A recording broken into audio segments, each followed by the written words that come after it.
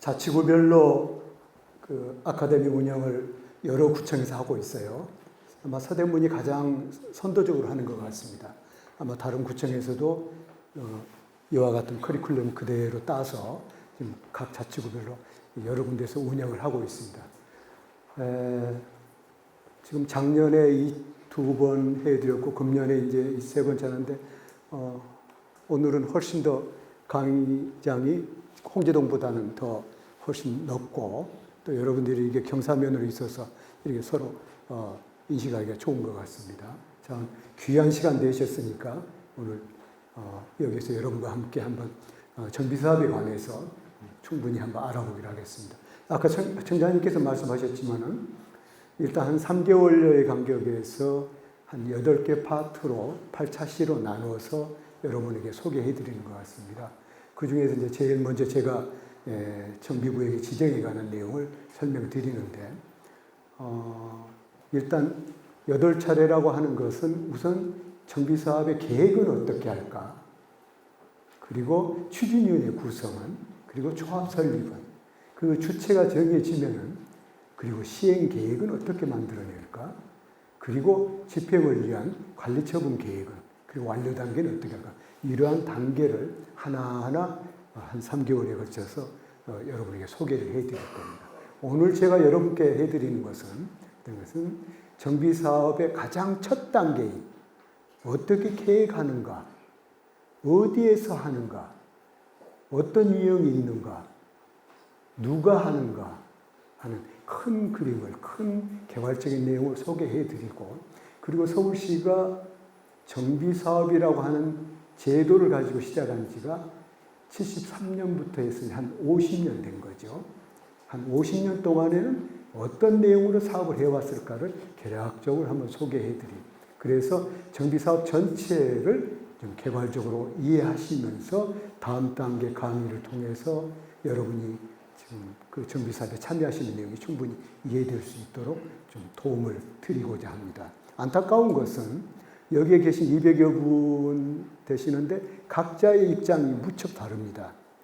그러니까 지금 조합의 지금 그 임원으로서 또는 조합장으로서 조합을 이끌어 가시는 분도 계시고, 그 다음에 조합원으로서의 권리 행사를 하셔야 되는 분도 있고, 또 여기에는 다양한 계획 분야, 그리고 감정평가, 기타 설계, 시공 관련된 그 서로 협조되는 업체들이 다 와 있는데 그분들의 생각이 각각 다른 거죠. 특히 주민들 입장에서는 지금 구역 지정 단계에 있다고 그런다면 어떻게 구역 지정을 빨리 해서 그 내용을 정비계획을 수립을 결정을 받을 것인가 하는 고민이 있다고 그런다면 이미 시행인가를 받은 분은 언제 빨리 인가가 돼서 관리처분 단계로 분양 신청을 할 것인가 고민일 거고, 관리처분이 되면, 지금 수립이 되면 언제 저게 빨리 인가가 돼서 관리처분이 끝나고 철거에 들어갈 수 있는가, 그럴 경우에 이웃집과의 내 평가는 어떻게 되는 건가, 뭐 이런 내용들이 각각의 그 입장이 다르기 때문에 그 모든 분을 다 만족시키기는 어려우나 일단 오늘 첫 시간이기 때문에 정비사업이란 이런 거인 겁니다. 그리고 이러한 과정을 거쳐서 하는 겁니다라고 소개를 해드리고자 합니다. 이 정비사업 내용은 어차피 도시가 있는 한은 계속 지속적으로 이 사업은 필요로 하는 내용이 되겠습니다. 따라서 여러분의 지금 살고 계시는 지역을 어떻게 개선해 갈 것인가 하는 것은 일정 기간 끝날지라도 이 사업에 관여하는 분들은 지속적으로 연구하고 또 참여해서 이 사업을 어떻게 해나갈 것인가 하는 고민이 많은 거죠. 청장님도 잠깐 소개를 해드렸습니다만 이 사업 내용을 충분히 이해하는 것, 이것은 바로 갈등을 줄이는 일이고 그리고 내 권리를 찾는 일이거든요. 그래서 가능한 한 그런 수준에서 좀 쉬운 말로 표현을 하겠습니다만 그 내용을 중심으로 짧은 2시간이지만 소개를 해드리고자 합니다.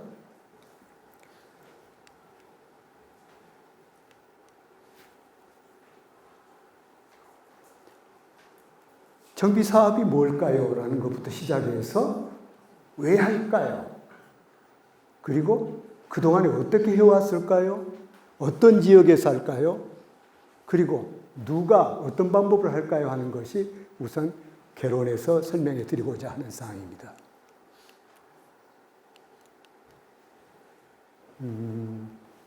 네. 지금 법에서 정하고 있는 정비사업이란 무엇인가에 대해서 지금 소개를 해드린 내용입니다. 지금 가장 위에 나오는 도시정비법이라고 하는 것은 도시 및 주거환경정비법, 도시정비법이라고 하는 것은 이 사업의 법적 행위를 할 수 있는 근거 법령이 되는 거죠. 거기에 보면은 목적은 딱 하나로 나옵니다. 도시기능회복이라고 나오거든요. 도시기능회복이라고 하는 것은 도시 자체가 주거활동이나 경제활동이나 여가활동, 다양한 활동들을 담는 그릇인데 그 기능이 제대로 수행되고 있느냐, 제대로 수행되도록 하자 해서 시행하는 것이 정비사업이죠. 건축물은, 기반시설은 시간이 흐름에 따라서 노후화되고 기능이 저하되는 이 내용을 해소해 가는 것이 결국은 정비사업의 가장 큰 목적이 됩니다. 그래서 사업 내용 또한 기반시설의 정비, 그리고 주택 등 건축물의 개량, 이게 핵심적인 내용이긴 하나 항상 이 사업은 학자들 간에도 논의가 있습니다만 수시로 여러 새로운 사업이 생기면서 그 지역에 있는 물리적 환경인 기반시설이나 건축물에 관한 개량도 중요하지만 그 지역에 거주하는 분들의 어떤 주거 환경뿐만이 아니라 사회경제적 수준을 어떻게 하면 높일까 하는 것이 사회경제적인 과제이기도 합니다. 따라서 다양한 세월이 흐르면서 새로운 방법들이 나올 때마다 그 지역의 고용 증대를 위해서는 어떻게 할 것인가, 지역의 중심 기능을 수행을 위해서는 어떤 용도가 도입이 될 것인가 하는 고민을 함께 합니다. 결국은 도시 기능이라고 하는, 도시 기능 회복이라고 하는 목적 속에서 이루어진 이 사업은 일단은 세 가지의 유형으로 법에는 규정이 되어 있습니다. 일단은 주거환경 개선 사업, 재개발 사업, 재건축 사업. 그러니까 정비사업 하게 되면 이 사업 세 가지를 포괄해서 통칭해서 일컫는 말이죠. 정비사업 하게 되면. 과거에는 재개발 또는 재건축 주거시설이 따로 운용될 때는 각각의 명칭이 사용된 이후 도시정비법으로 통합되면서 정비사업, 주거환경 개선 사업, 재개발 사업, 재건축 사업. 이것은 각각 뒤에서 어떤 차이를 갖는지 소개해드리고자 합니다.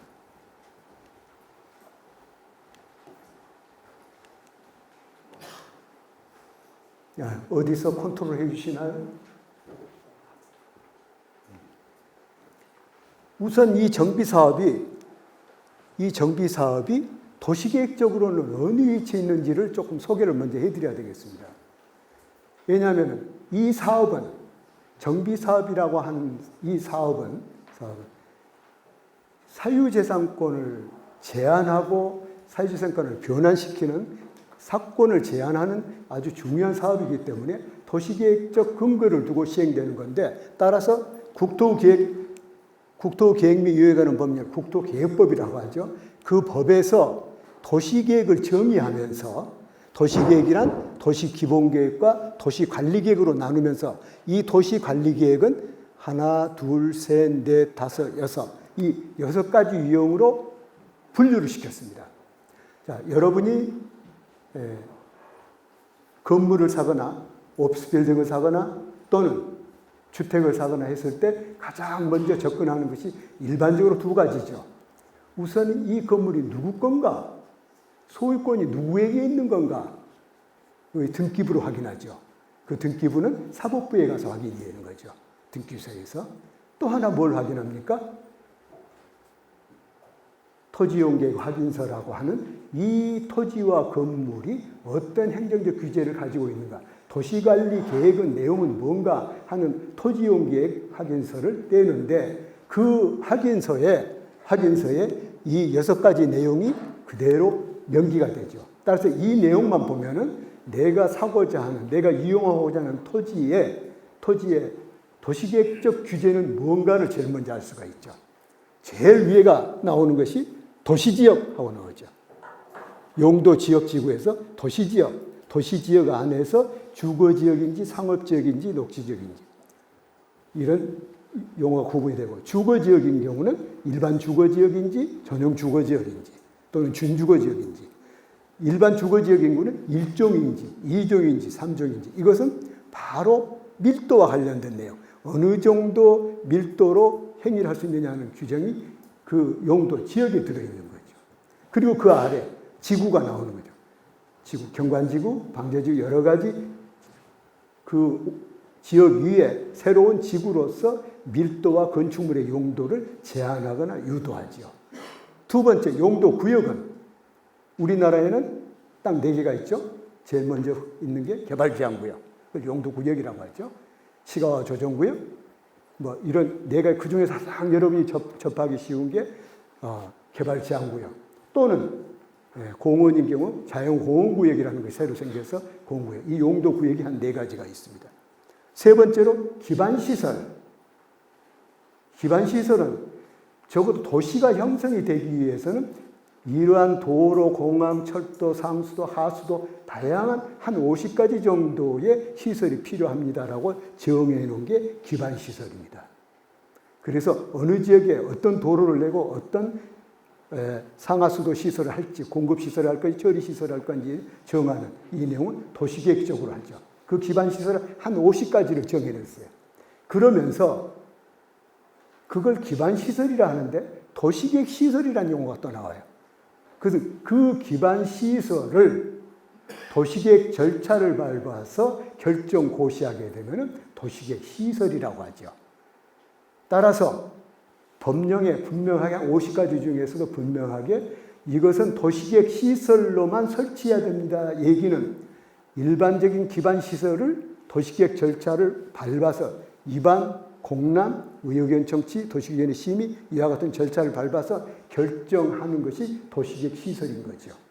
그래서 도로와 같은 경우는 도시계획 시설로만 설치할 수 있다 이렇게 되어 있죠. 도로를 설치하고자 하는, 도로의 정의에 들어가는 도로를 설치하고자 하는 경우는 기반시설을 도시계획 시설로 바꿔서 결정을 해서 해야 된다. 공공청사 같은 경우는 기반시설이면서도 도시계획 시설로도 할 수 있고 도시계획 시설이 아닌 시설로도 할 수 있는 거예요. 설치할 수가 있는 거죠. 그러니까 공공의 청사를 설치하고자 할 경우 도시계획 시설을 결정할 수 있고 결정하지 아니하여도 되는 거죠. 어느 때 결정하고 어느 때 안 할까요?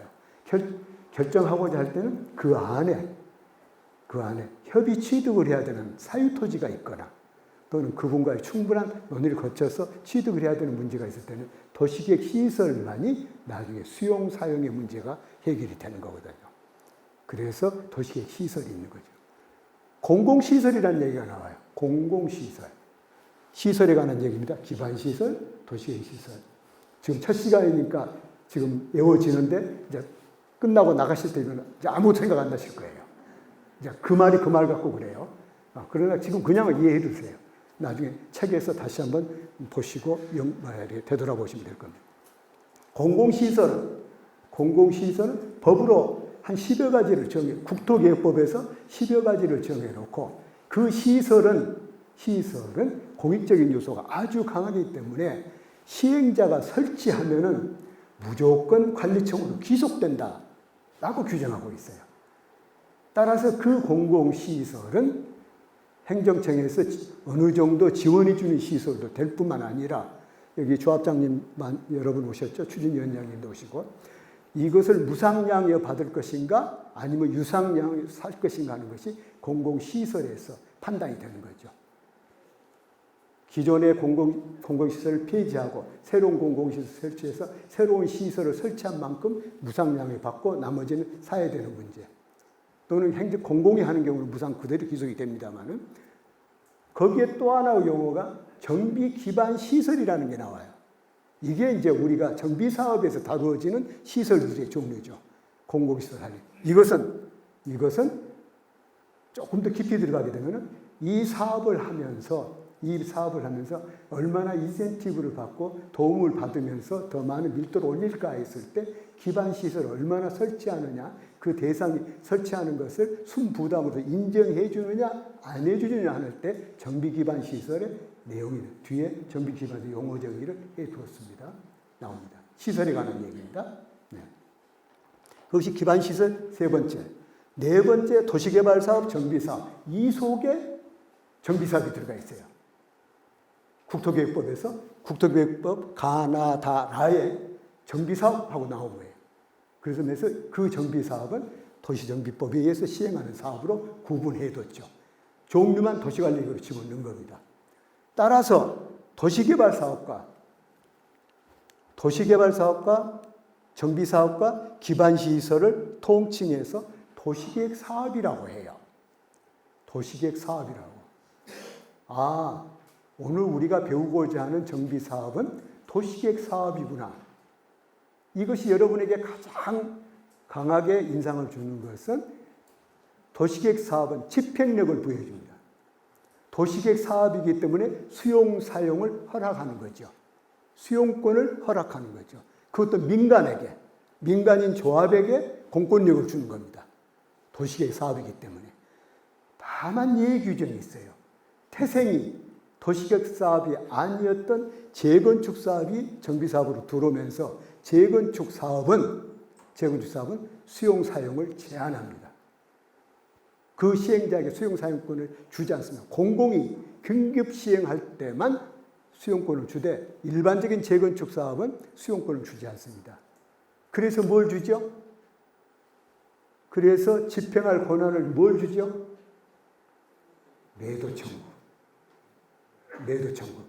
당신 부동산을 파세요. 라고 하는 매도 청구. 그러니까 수용사용권은 정비사업의 재개발사업이 수용사용권이 부여되는 일반 재개발은 인가를 받게 되는 그건 공익사업법에 의해서 당연히 수용사용의 대상이 됩니다. 따라서 이것은 지방토지수용위원회나 중앙토지수용위원회의 절차를 밟아서 수용권을 발동을 합니다. 그런데 재건축사업은 그 수용권을 발동할 수가 없죠. 일반적으로. 공공이 긴급 시행을 위한 외에는 재건축은 차이가 있는 거죠. 그때는 매도 청구를 당신의 부동산을 파세요 라고 요구하는 거죠. 그건 어디로 갑니까? 사법부로 가요. 재판을 통해서 결정을 내려야 돼요. 따로 바로 수용이 되는 게 아니고. 그래서 도시계획사업은 그 차이, 집 공권력을 준다. 누구에게? 민간인 조합에게도 공권력을 부여하는 것이 도시계획사업이다. 도시계획사업은 도시개발사업과 정비사업, 그리고 기반시설에 대한 사업, 이 세 가지가 우리나라는 도시계획사업입니다. 이렇게 정합니다. 따라서 이 세 가지 중에 다 다른 내용은 용도지역지구, 용도구역, 기타 지구단위, 입지규제소구역 이런 것들은 계획만 세워놔도 여러분의 토지 이용을 할 때 그 규정에 맞춰서 이용을 해야 되는데 기반시설과 도시개발사업과 오늘 배우고자 하는 정비사업은 집행이 되어야 실행이 되는 거예요. 계획만 세우고 되는 게 아니라 끝까지 사업이 되어야 된다는 거예요. 집행이 되는 거죠. 따라서 기반시설, 도로, 공원, 광장 이것은 도시시설로 결정해서 별도로 실시계획 인가를 받아서 행정청이 주로 개설을 하죠. 도시개발사업은 주로 신도시에서 많이 합니다. 지금 우리나라 제도를, 과거에는 택지개발사업도 있었습니다만 도시개발사업은 신도시에서, 우리 서울시가 도시개발사업 몇 군데 하고 있는데 가장 대표적인 것이 은평 뉴타운 사업을 도시개발사업으로 했어요. 은평 뉴타운 도시개발. 그것은 대개 수용권을 발동합니다. 수용권을 발동해서 시행을 하죠. 그리고 정비사업은 기성시가지에서 한다. 이게 어려움이 있는 거예요. 이미 생활을 하고 있는, 주거활동을 하고 있고 경제활동을 하고 있고 여가활동을 하고 있는 공간을 대상으로 사업이 되다 보니 그곳에서 모든 생활을 영위하는 분의 권리를 제한해 가면서 권리를 서로 동의를 받아서 하는 것 때문에 어렵다는 거죠. 그래서 많은 이해가 필요하고 설득이 필요하고 법령에 근거한 정당한 사업의 집행이 필요한 것이 정비사업이 되는 겁니다. 이 외에도 지구단위 계획이란 여러분이 자주 듣는, 요즘은 많이 이제 익숙한 단어가 돼요. 지구단위 계획. 뭔가 주택사업을 하려고 하니까 지구단위 계획을 결정하세요 라고 합니다. 그 주택법에 의한 주택사업 하고자 합니다. 지구단위 계획 결정해서 하세요. 이것은 지구 단위 계획이라고 하는 거예요. 재개발 사업도 지구 단위 계획과 오버랩되는 거예요. 재개발 사업의 정비 계획이 수립이 되면 지구 단위 계획이 수립된 걸로 본다. 이런 규정이 있는데 왜 재개발 사업이 끝나더라도 그때 결정한 내용대로 변경하지 않는 한 영원히 적용된다. 영원히 적용된다. 지구 단위 계획은 관리 제도의 하나이죠. 좀 길게 설명했습니다. 이것이 국토계획법에 한 도시관리계획의 종류이고, 그리고 그 중에서 정비사업이 국토계획법의 도시관리계획 중에 하나라고 하는 내용을 설명드린 겁니다.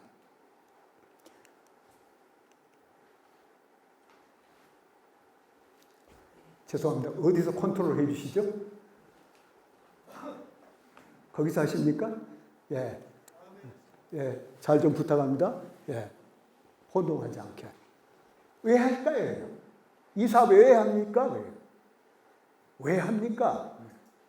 그걸 제가 정리한 것은 도시정책 측면과 주택정책 측면. 그러니까 이 재개발 사업은 노후된 주택을 철거하고 집만 짓는 것이 재개발 사업이, 정비사업이, 재건축 사업이 아니고 그 자체로서 기능 회복이라는 것이 있기 때문에 도시 전체에서 큰 중심 기능을 수행하고자 하는 사업도 이 정비사업으로 통해서 하는 거기 때문에 정책적으로 과밀됐거나 노후 쇠퇴됐거나 기능이 떨어진 곳, 이런 것들에 대해서 그 도심을 활성화하고 균형 개발을 이루기 위해서 한다. 이거 기본적인 목표죠.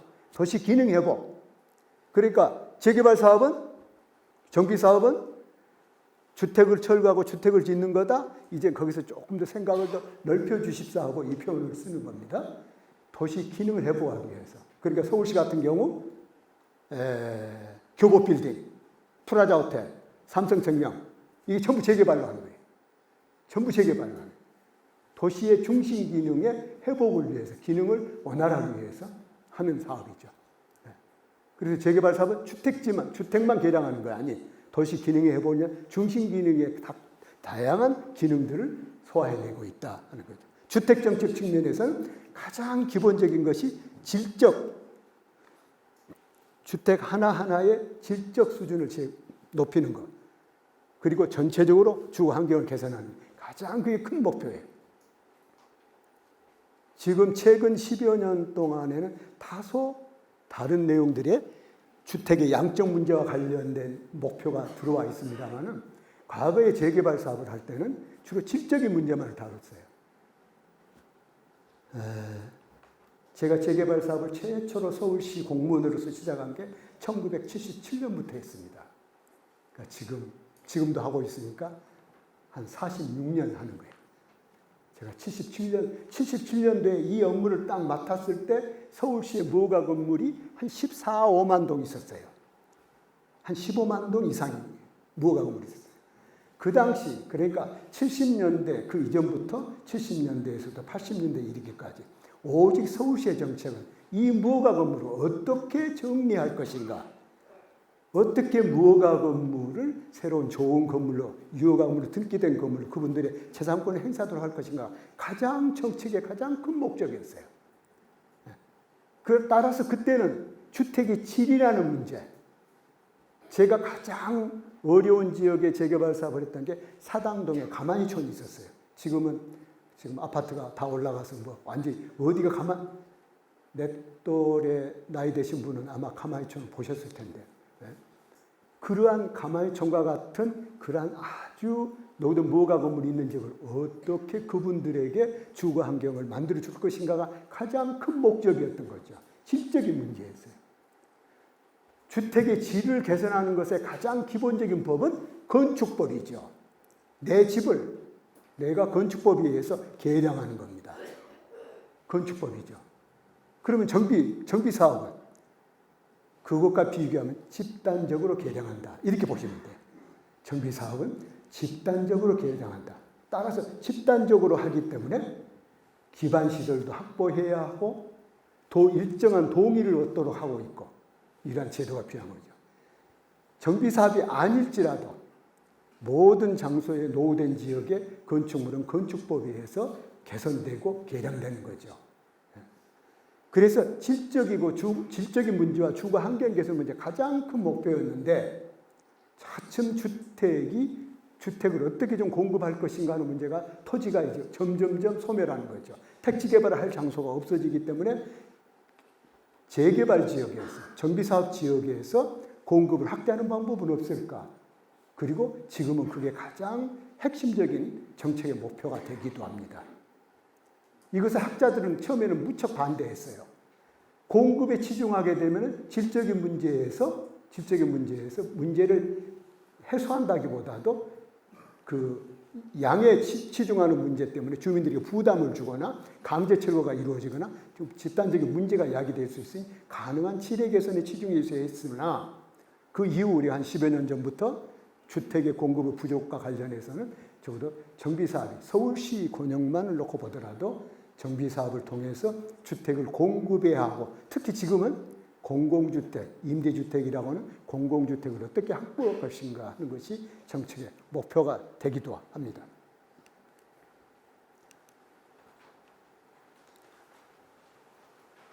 이게 약 한 30여 분, 한 40분 이상 강의를 해드려야 되는 서울시 이게 50년사, 50년 내지 60년사를 내가 한 페이지로 요약을 다시 해버렸습니다. 이 시간에 설명드리기 위해서. 이 정비 사업이 언제부터 됐을까요? 하는 거죠.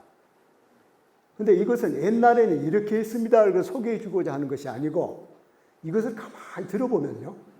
앞으로 2025년도, 2026년도는 어떠한 사업이 어떻게 변해갈 것인가 하는 예측이 가능해집니다.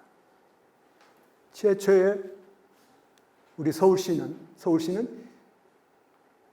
도시 재개발이라는 용어를 쓴 것은 73년도부터입니다. 그러니까 50년이 있다고 하셨죠. 73년도에 최초로 재개발구가 한 190여 개 구역을 지정을 해서 시작을 합니다. 73년도에. 그러면 그 전에는 무슨 사업을 했느냐? 정착지 조성 이주나 시민아파트를 양성화 현직이랑 이 용어는 여러분이 잘 들으셨을 겁니다. 그러니까 재개발이라고 하는 제도가 도입된 것은 서울시에 도입된 것. 우리나라 제일 먼저 시행됐으니 우리나라가 도입된 73년도로 보시면 돼요. 한 50년 된 건데 그 이전에는 가능하면은 이분들을 철거해서 외곽으로 내보냈어요. 그러니까 명동에는 그 당시 화재가 많이 났는데 화재가 많이 난 지역은 주로 상계동으로 보내고 이천동에 수해가 많이 난 지역은 해서 응암동으로 보내고 이렇게 그렇게 점점점 외곽으로 보내다 보니까 이제 더 이상 보낼 곳이 안 나오는 거죠. 그래서 어디로 보냈어요? 우리 성남 분당 시민 들으면 욕 먹겠는데 성남으로 보냈죠. 그분들이 밤에 트럭을 거꾸로 타고 서울로 쳐들어온 겁니다. 그걸 중단했어요. 왜냐하면 그곳에 지금처럼 충분한 주택의 여건을 만들지 못하고 이주를 시켰기 때문에 나오는 문제 중단했어요. 이제는 이주하지 말자. 예부로 보내지 맙시다. 왜? 이제는 그 자체에서 해결하는 게 좋겠어요. 그러면 그 당시 고지대에 무허가 건물이 얼마나 많은지 몰라요. 미아리고기를 넘어가거나 무학제고기를 넘어가거나.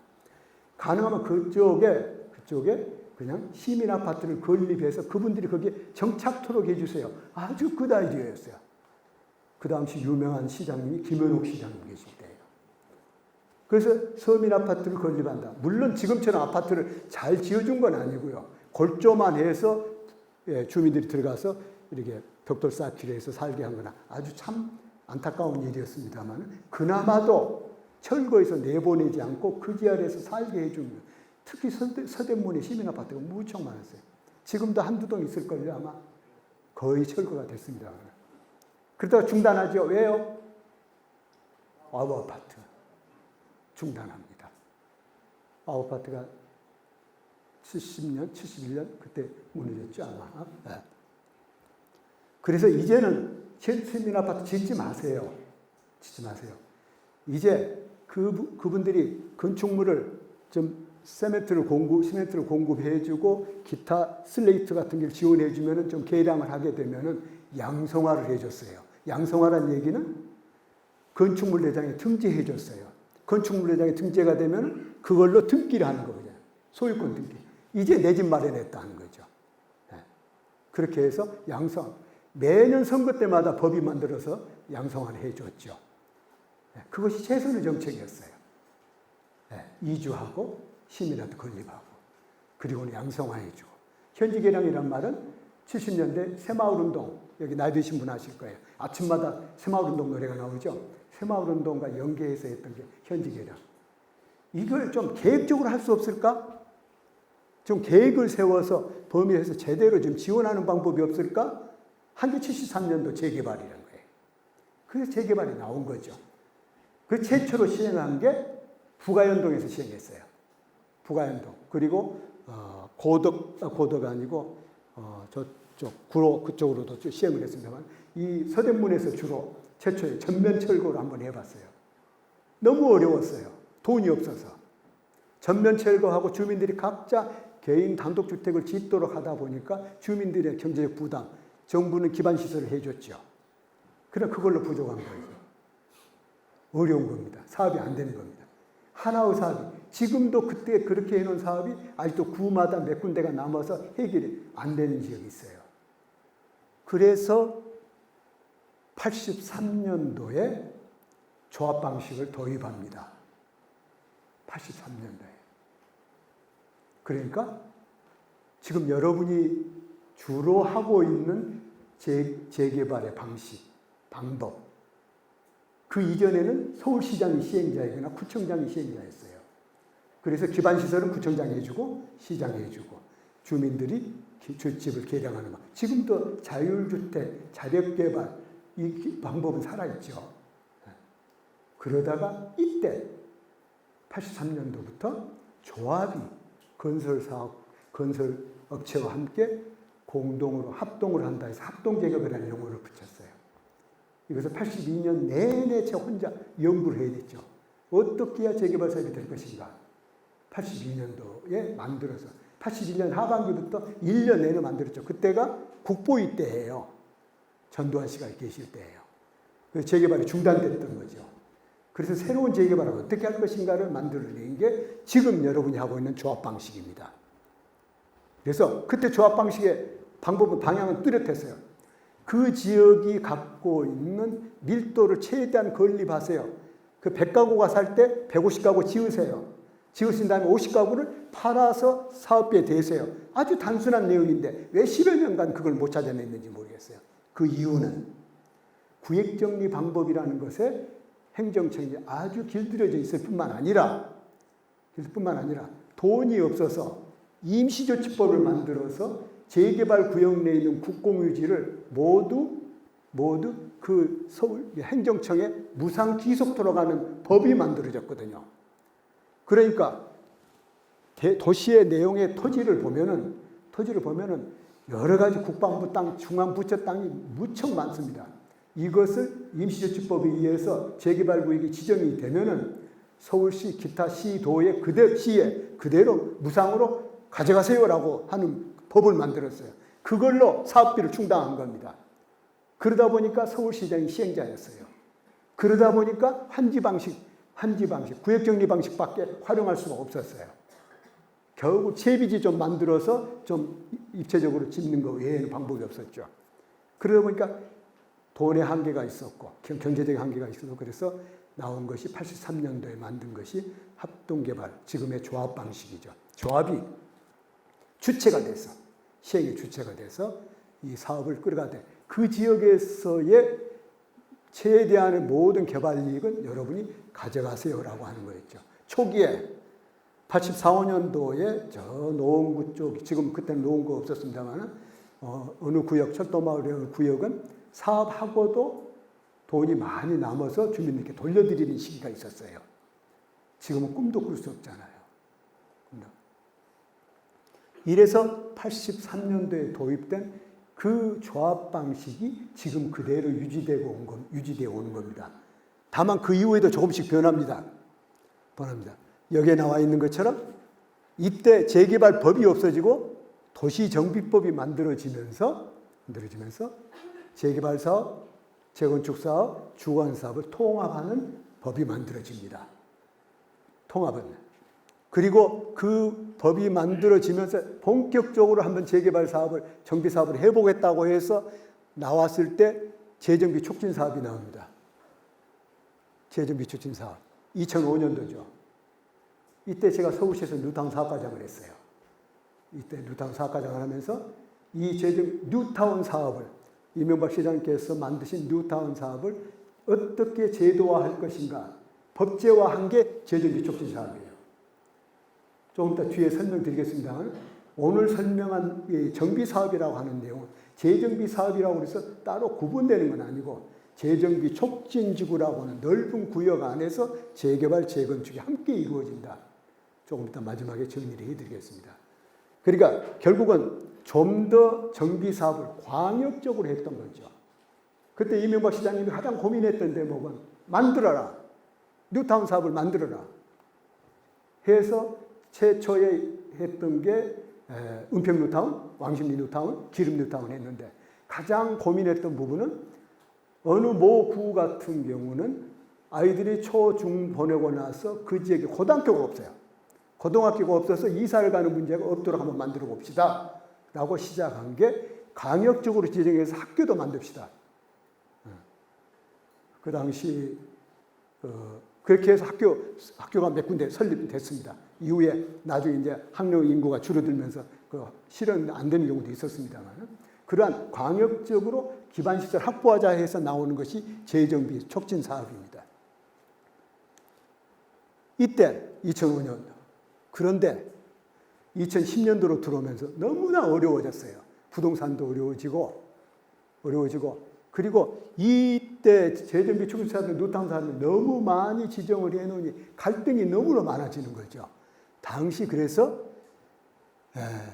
시장님이 이 정비 사업 이대로만 안 되겠다. 전부 실태조사해서 없애라. 사업이 안 되는 부분은 없애고, 그리고 꼭 사업이 주민들이 합의가 잘 되는 지역만 시행하라 하는 것이 신정책 구상 발표. 해서 실태조사에서 거의 반해제했어요. 재개발 반해제했습니다. 지금 또다시 여기서 어떤 변화가 있을지 모르죠. 경제 여건이 어떻게 되는지.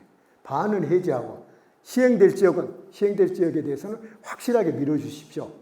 라고 해서 했던 것이 2012년도 내용입니다. 이것과 연계해서 바로 이어지는 것이 재생사업이 나온 거예요. 그렇습니다. 이제 전면 철거만 하려고 생각하지 마십시오. 소위 정비 사업을 전면 철거하겠다. 모두가 철거하고 재개발 사업 하겠다는 생각을 좀 접어두시고, 전면 철거가 필요한 적은 전면 철거 하시되, 존치 개량할 수 있는 재생만 접근할 수 있는 방법이 없을까요? 그리고 주민 간에 너무 갈등이 심한 지역은 일단 그 지역은 존치해서 재생을 할 수 있도록 하면 어떨까요? 이 재생 사업이 시행이 됩니다. 그게 2013년 정도죠. 그리고 2017년 크게 바뀌죠. 정비사업, 도시정비법이 전면 개정되고, 그리고 빈지 및 소규모 정비법이 만들어지죠. 그래서 지금은 일반 정비사업, 그리고 소규모 정비사업으로 분류가 되어 있죠.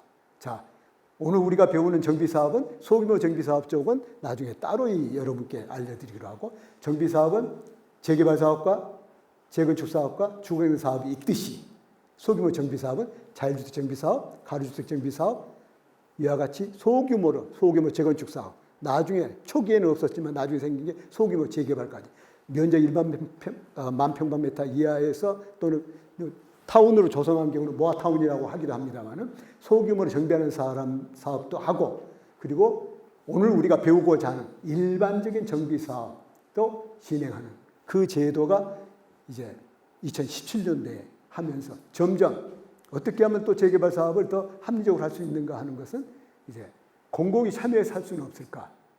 그래서 우리 서대문에도 공공재개발 재건축, 공공재개발 지역이 조금 있습니다. 그런데 그것은, 그러나 공공재개발이라고 해서 전적으로 공공이 주도하는 건 아니고 주민들의 동의하에서 이루어집니다. 계획도 그렇고. 그렇다면 여러분이 오늘 앉아 계신 여러분의 의사가 어떻게 합의되느냐에 따라서 재개발이 빨라지기도 하고 좀 늦어지기도 하고 다른 내용으로 시행되기도 하고 하는 거죠. 그 이후 2022년, 작년까지 23년까지도 전체적으로 어떻게 하면 이제 재개발 사업이 좀 잘 되게 할 것인가. 최근에 정부, 어제입니까? 오늘입니까? 대통령께서 그 총선 이후 내용을 설명하실 때 이 말이 나왔죠. 재개발, 재건축이 잘 되도록 하겠습니다. 촉진되도록 하겠습니다. 재개발, 재건축을 하는데 걸림돌이 되는 부분은 최대한 완화하겠습니다. 라고 말씀하셨어요.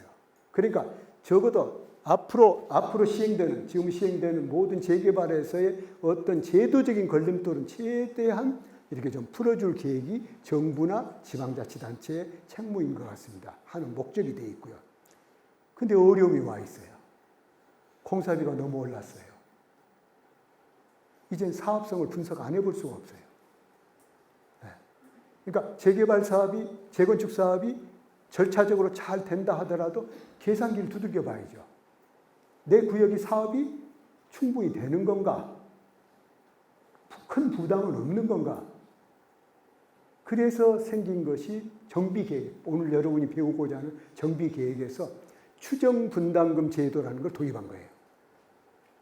그러니까 정비계획을 수립하면서 돈이 얼마나 들어갈까 하는 것을 검토한다고 하는 것은 옛날에 정비사업을 했던 사람은 이해가 안 되는 거죠. 정비구역이라고 하는 것은 행정청이 노후된 지역을 여기는 재개발해야 되겠습니다. 재건축해야 되겠습니다 하고 정해놓는 겁니다.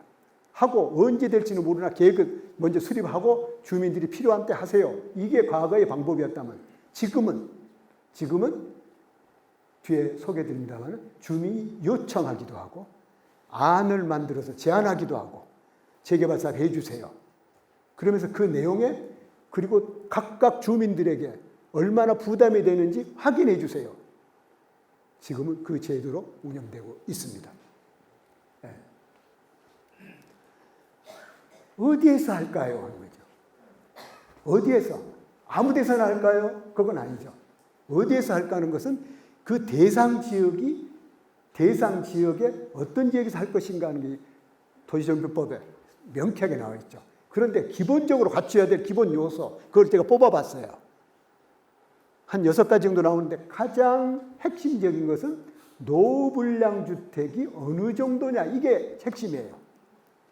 노후불량한 주택이 예를 들어서 지금 이제 과거에 우리가 70% 이상 이런 때도 있었어요. 지금은 거의 60%까지 자, 과반만, 적어도 60% 정도만 노후화되면 출발할 수 있게 해주세요. 출발할 수 있게 해주세요. 지금 현재 정부의 정책이죠. 일단은 노후불량 주택이 어느 정도냐? 이건 왜 그럴까요?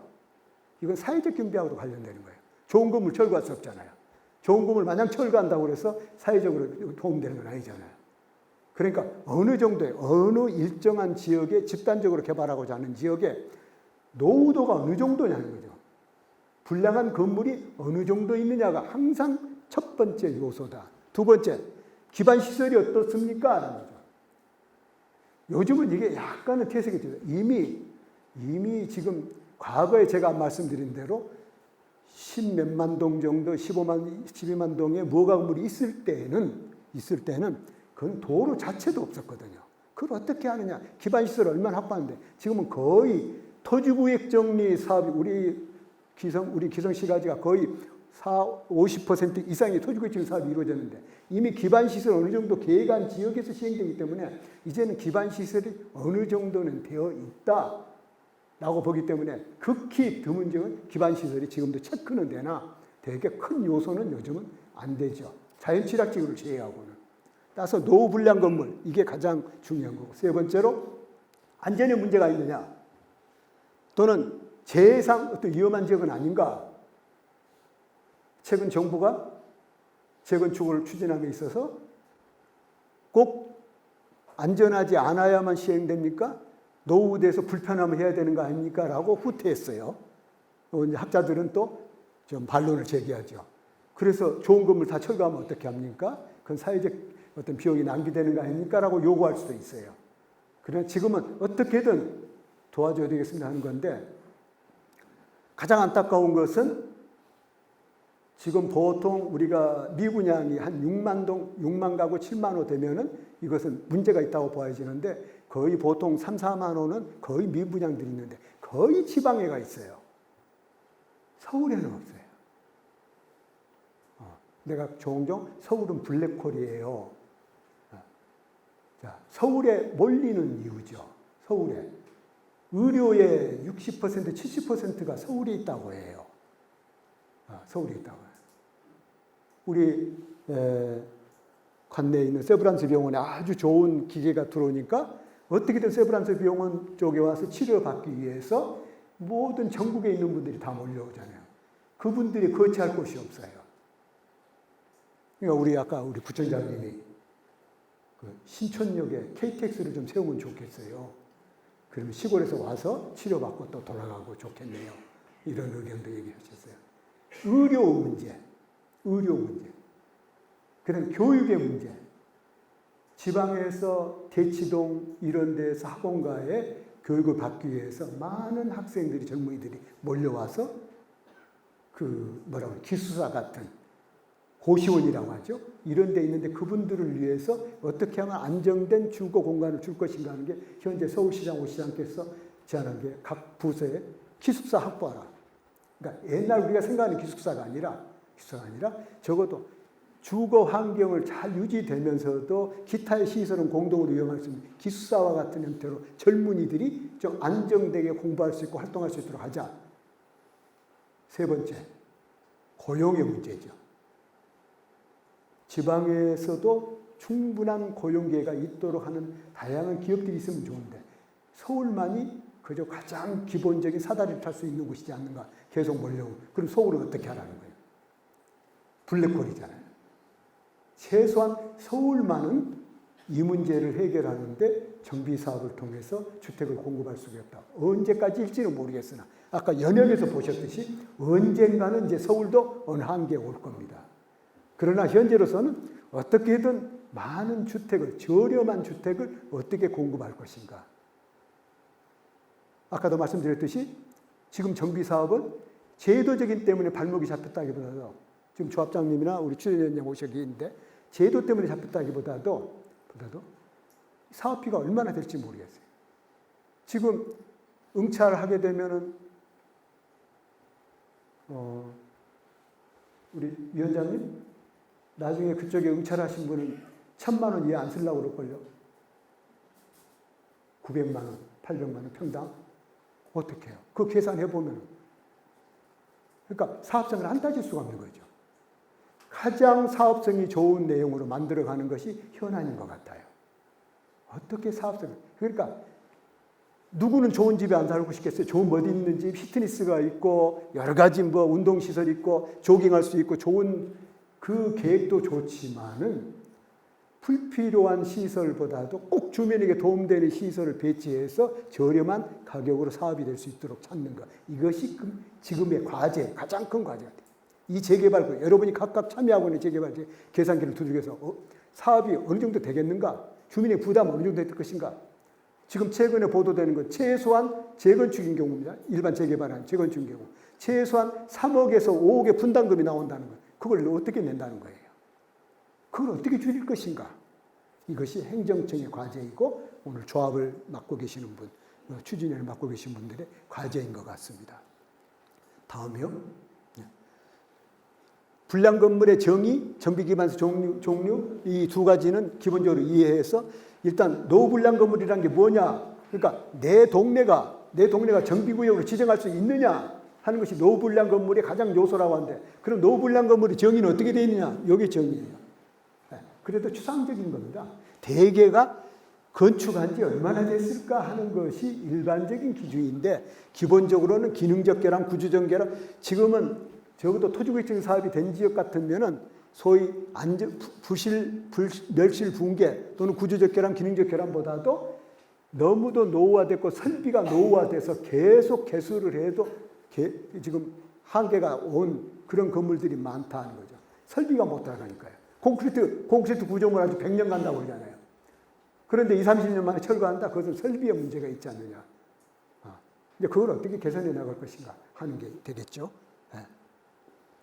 정비 기반 시설, 이 우리 법에 정해놓은 게 요거.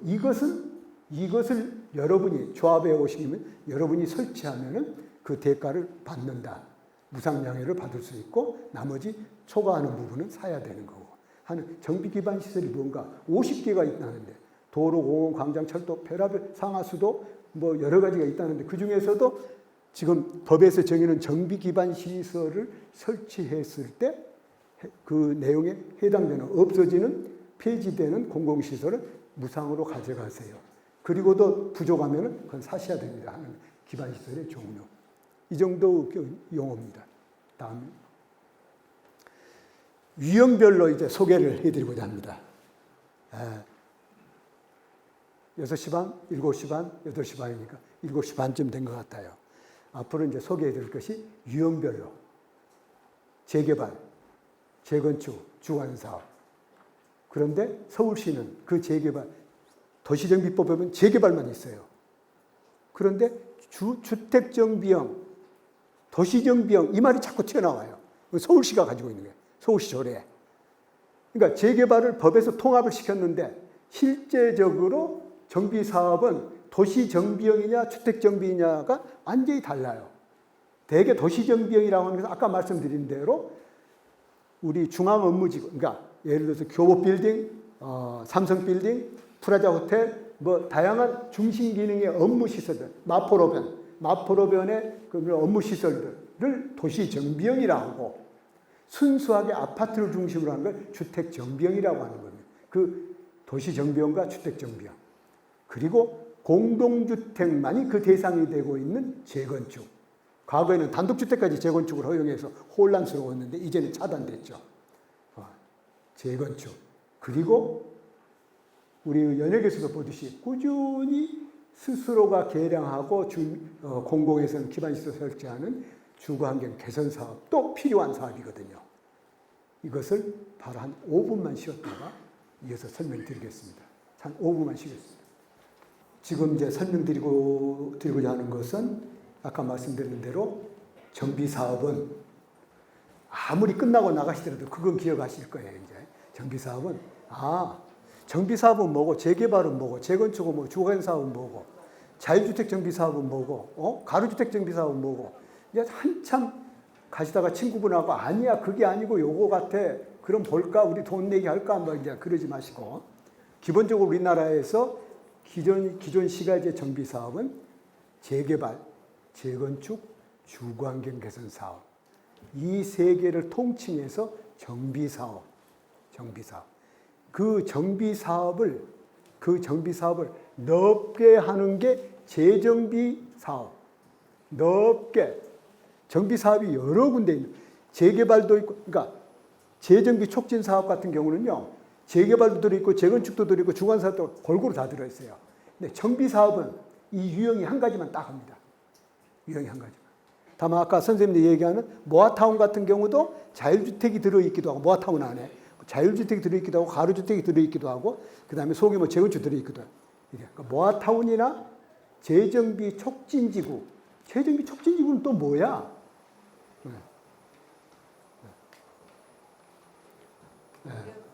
오 시장님이 김 과장 뉴타운법 좀 만들어 그래요. 오늘 결제로로 갔는데 뉴타운 만들어.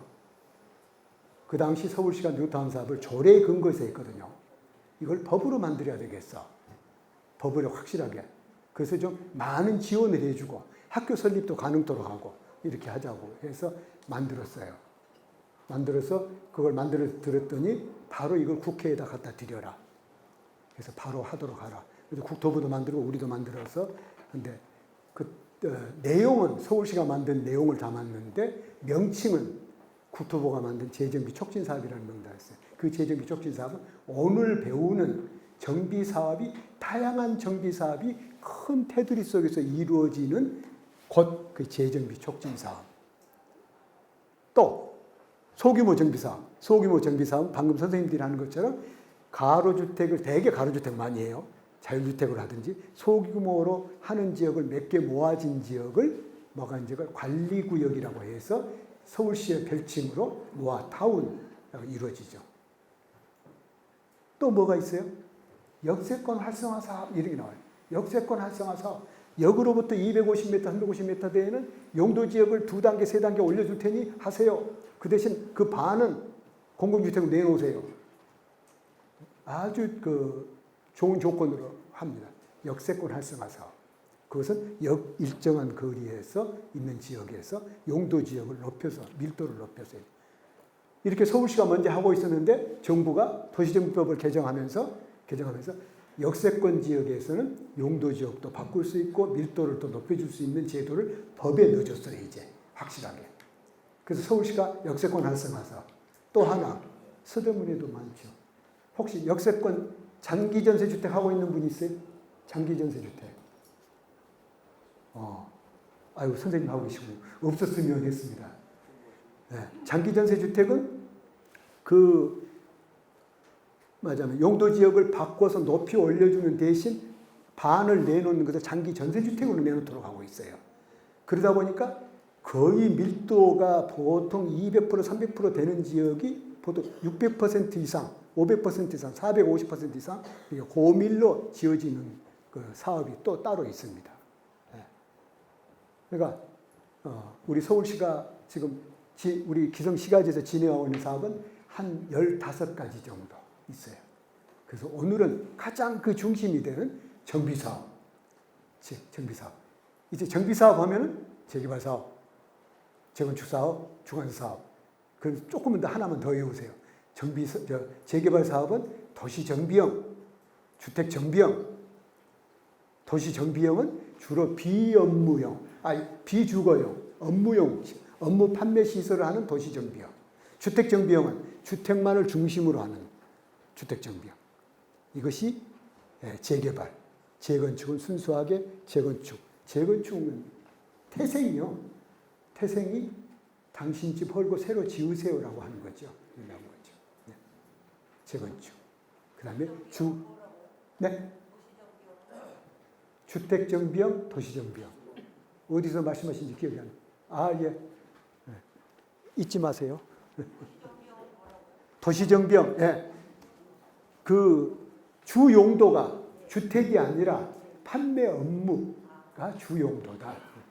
그러니까 주 용도라는 50% 이상인 경우인데 지금은 도시정비용도 일부 특정한 정책사업, 역세권 활성화나 역세권 장기전세 주택도 도시정비용을 할 수 있어요. 도시정비용 사업. 거기에서는 거의 8, 90%를 주택으로 허용을 해줍니다. 여기 서울시 정책입니다.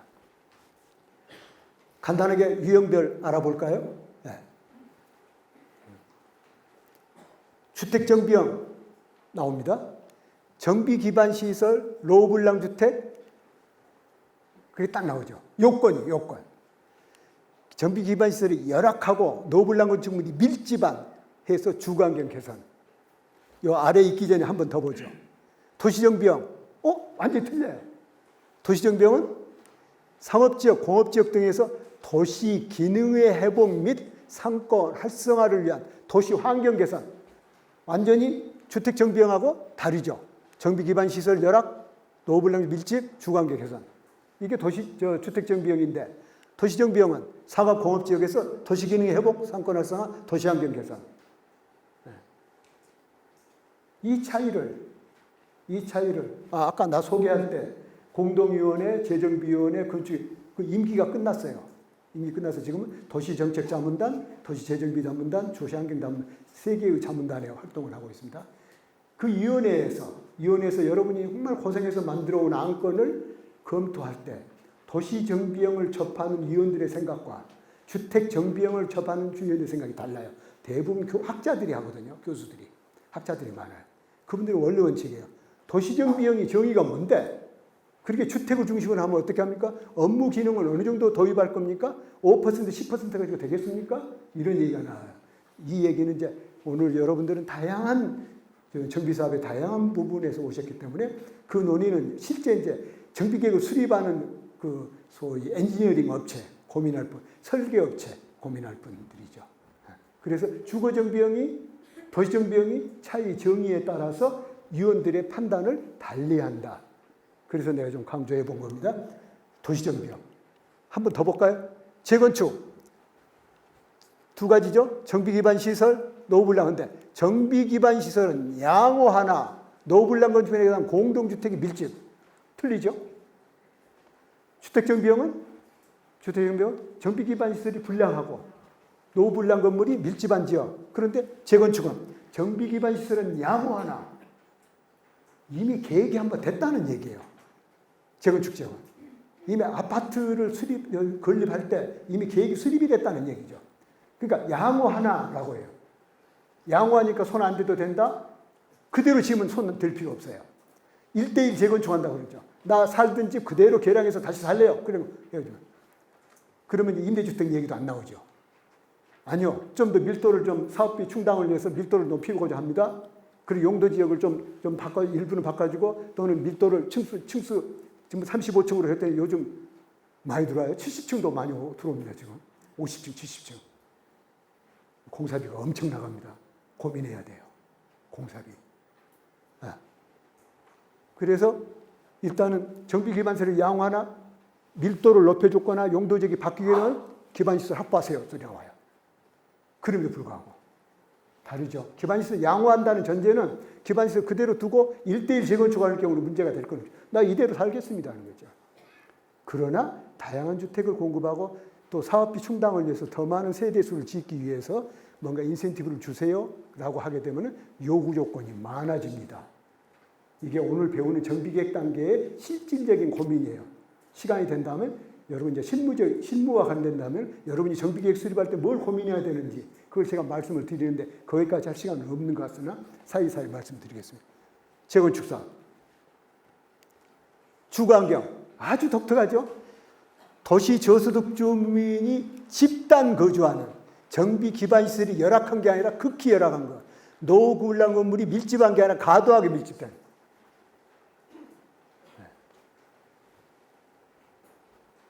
이 사업이 도입될 때, 이 사업이 도입될 때 임시저축법으로 도입이 됐거든요. 도무지 재개발, 재건축은 제하고요. 재개발 지역에서 너무 분쟁이 심하고 갈등이 심하고 그 당시 초기에 80년대에서 90년대까지 임대주택이라는 걸 별로 짓질 않을 때입니다. 방 한 칸 줄 때예요. 도무지 안 돼서 이제 세입자에게 방 한 칸 줍시다. 그래서 그러면 그 방 한 칸 딱지를 3개 모으면 집 한 채 주잖아요. 방이 2개면. 근데 그 딱지를 하나는 또 어디서 가짜를 가지고 그걸 물딱지라고 부르더라고요. 네. 그걸 어디서 또 섞어와가지고 받아서 소송이 걸려서 포기하게 되고. 얼마나 갈등이 많은지 몰라요. 지금은 임대주택의 제도가 아주 명쾌하게 돼 있죠. 당시 84년도, 5년도에 제가 임대주택 제도를 만들었는데 여기 혹시 시의원 계신지 모르겠는데 그때 제가 사무관 때인데 임대주택 만든 그 사무관 옷 벗겨요. 그 시절 그랬어요. 내 땅에 내 집 짓는데 왜 임대주택을 지으란 말이야. 요즘 재건축 지역에 왜 우리가 임대주택을 지어야 돼. 압구정동에서 우리 임대주택 안 지을 거야. 지역마다 차이가 있죠. 근데 내 땅에 내 집 짓는데 왜 임대주택 지으라고 해. 그러나 지금은 거의 정부의 정책, 모든 정책이 공공주택을 확보합시다. 어떻게 하면 더 많이 확보하신가? 왜? 아까 얘기했죠? 세브란스 병원에 치료받기 위해서 대기하는 많은 분들. 강남 성모 기타 모든 병원 주위에 여러분 혹시 그 병원 알고 계신 분 계시면요. 지방에서 아침에 부산에서 올라왔다 그날 내려가야 되고 잘 곳이 없어요. 병원 부근에 그 민박하는 데서 들어가잖아요. 그분들이 좀 지방에도 의료시설이 분산되고 그리고 젊은이들이 졸업하고도 취업할 수 있는 곳이 지방에도 많이 생겼으면 좋겠어요. 그것이 정부의 책무이거든요. 그래야 서울로 덜 몰리겠죠. 그러나 서울은 지원 상태로 보면 만들어줘야죠. 임대주택 건립이죠. 어떻게든 임대주택 확보해서 저렴한 주택을 공급해야 되죠. 불량주거지가 아파트화되는 것을 반대하는 학자들의 주장이 1번, 저렴한 주택을 공급해 주세요. 저층 주거지역의 단독주택도 적어도 일정한 계층, 일정한 소득의 계층에게는 꼭 필요한 거주지거든요.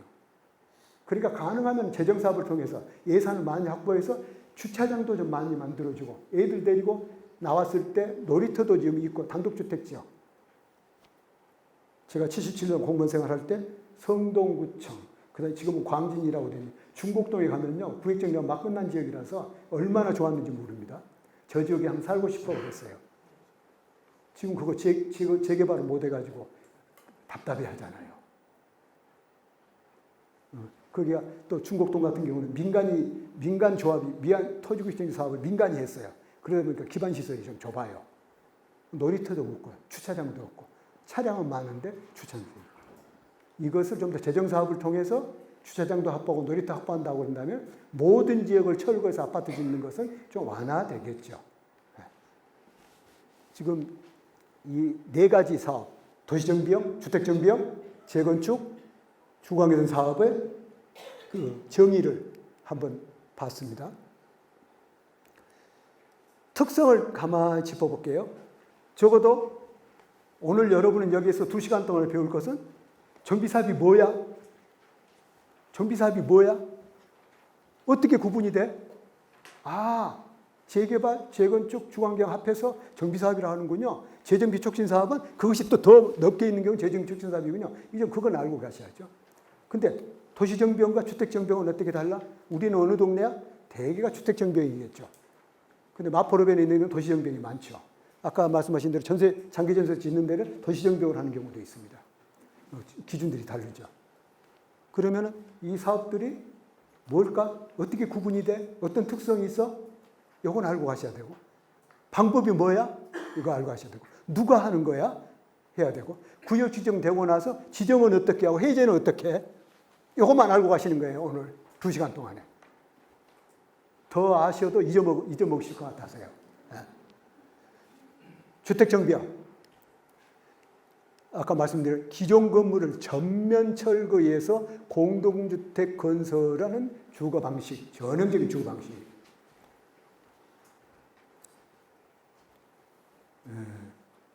79년도에 서울시에 하도 돈이 없었어요.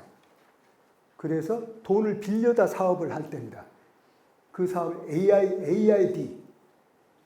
AID로부터 돈을 빌렸는데 AID 본부가 동경에 있었어요.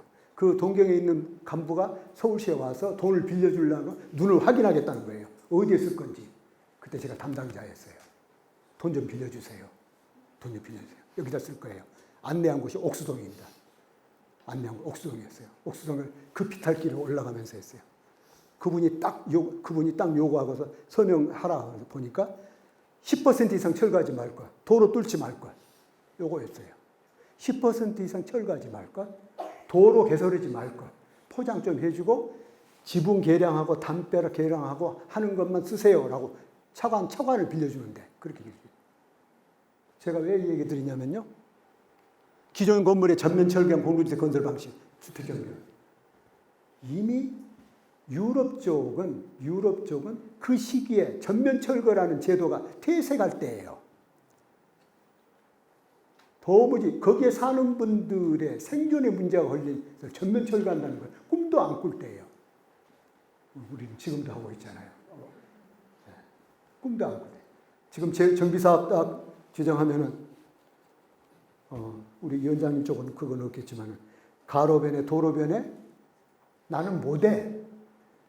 내 목이 칼이더라도 안 해. 그래도 그건 이렇게 좀 경계를 뺄 수 있잖아요. 가운데 좀 좋은 건물이 몇 개 있는데 노인네가 이건 내가 지금 할아버지부터 이어받는 내가 여기서 죽어야 돼. 여기서 내 장사 치를 사람이야. 내 집 철거하면 안 돼. 이걸 어떻게 해소해 나갈 것인가 하는 것이 전면 철거만이 아닌 일부 존치하고 개량하고 혼합해서 뒤에 사업 방법에서 설명드리겠습니다만 그것을 혼용해서 정말로 많은 사람이 철거로 인해서 어려움을 당하지 않도록 하는. 아까 소규모 주택정비 사업 한다니까 고민이 됩니다. 소규모 주택 사업에 매도 청구 제도가 도입되어 있죠. 네. 걱정이 대상 같은 거예요. 매도 청구 제도라고 하는 것은 재건축일 때 아파트를 철거하는데 505호는 공중에 띄워놓고 사업할 수 없잖아요. 공중에 매달아서 사업할 수 없으니까 그걸 매도 청구해서 적정하게 정당한 보상을 주고 있는가 대가는 지불하는가를 사법부가 판단토록 하는 거죠. 그런데 가로주택 사업에 매도 청구가 도입되면 어떻게 해요? 가로로 둘러싸인 지역에 하나의 사업이 되는데 그 지역 매도 청구를 한다? 가로변에서 구멍가게 이게 내 생존의 문제인데, 나 이걸 생존에 먹고 살아야 될 공간인데 그걸 매도 청구 들어오면 어떻게 하겠어요? 너무 안타깝잖아요. 신중하게 해야 돼요. 수용이나 매도 청구는 정말 공익을 위해서 꼭 필요한 경우에 적용돼야 되는 거죠. 전면 철거라는 말이 나와서 그렇습니다.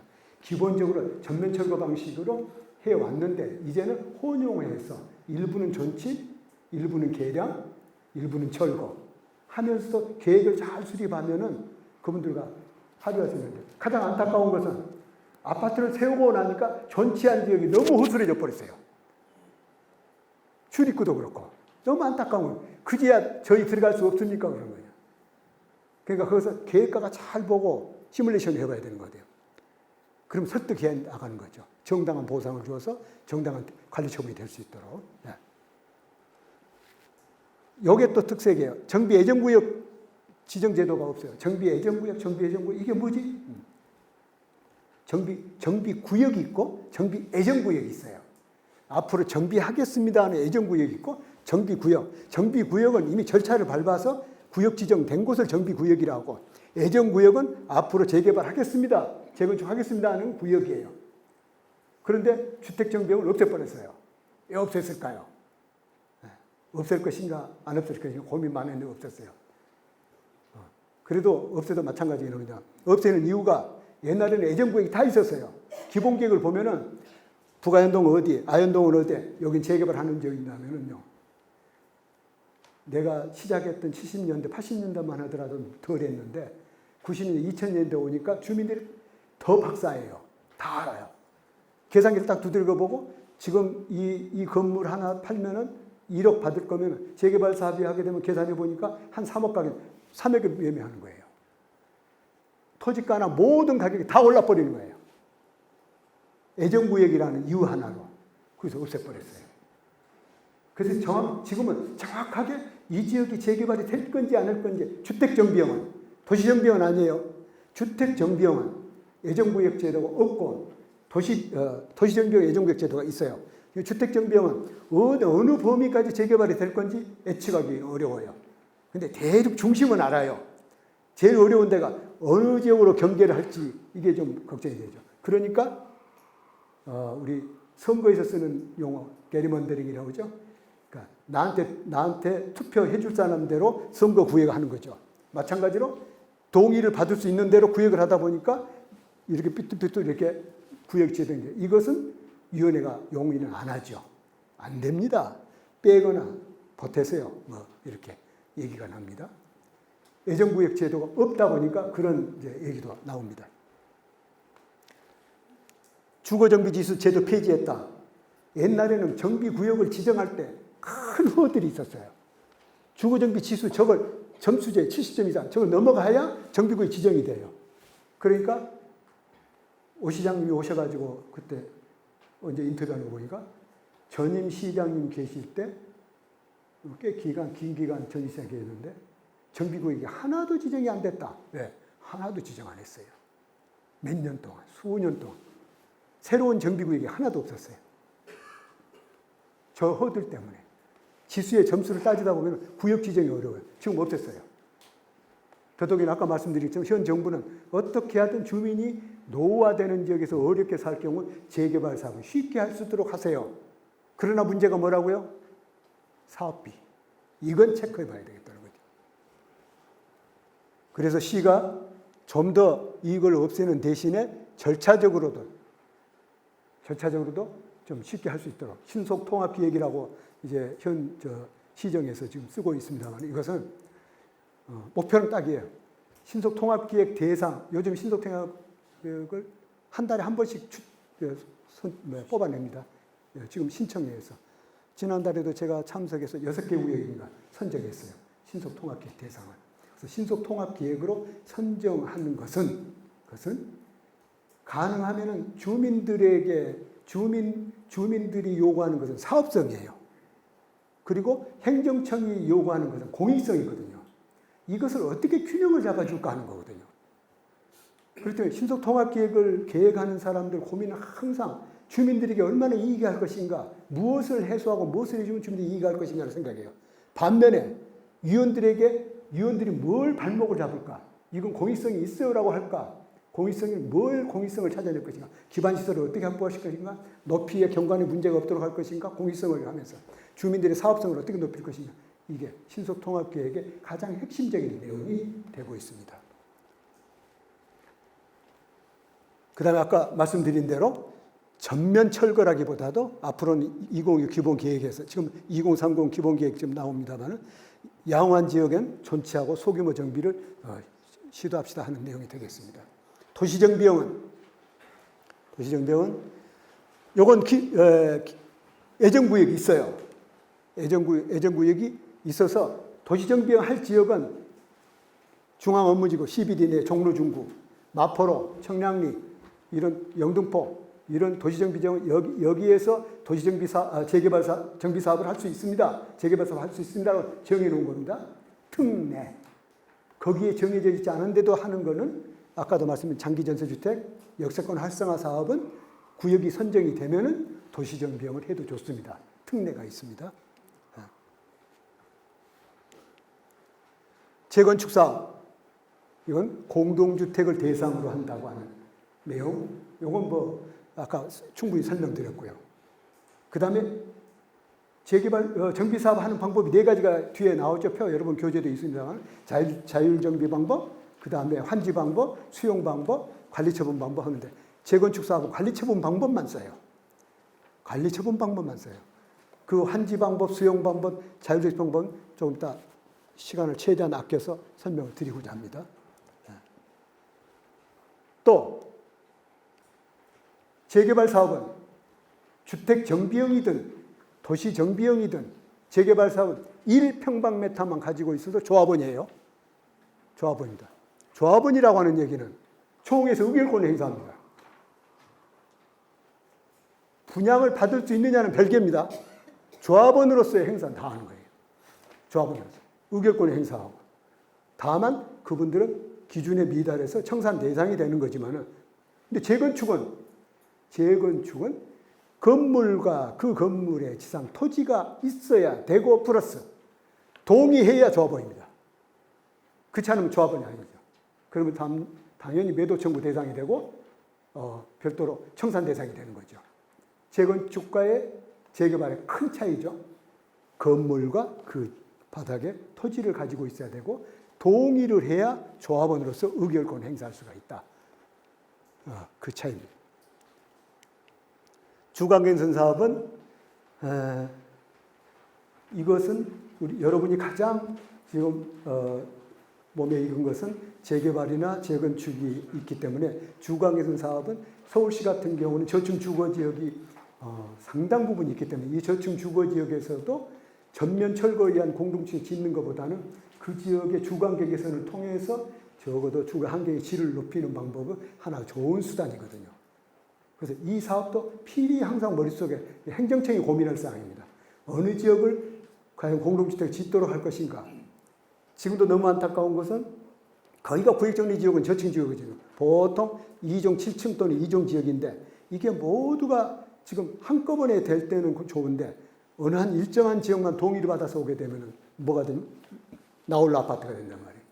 이게 가장 안타까운 일인데 그걸 위원회에서는 그렇기 때문에 초초기 하는 경우에 높이의 제한, 인동각의 제한, 일조권의 문제 무척 따집니다.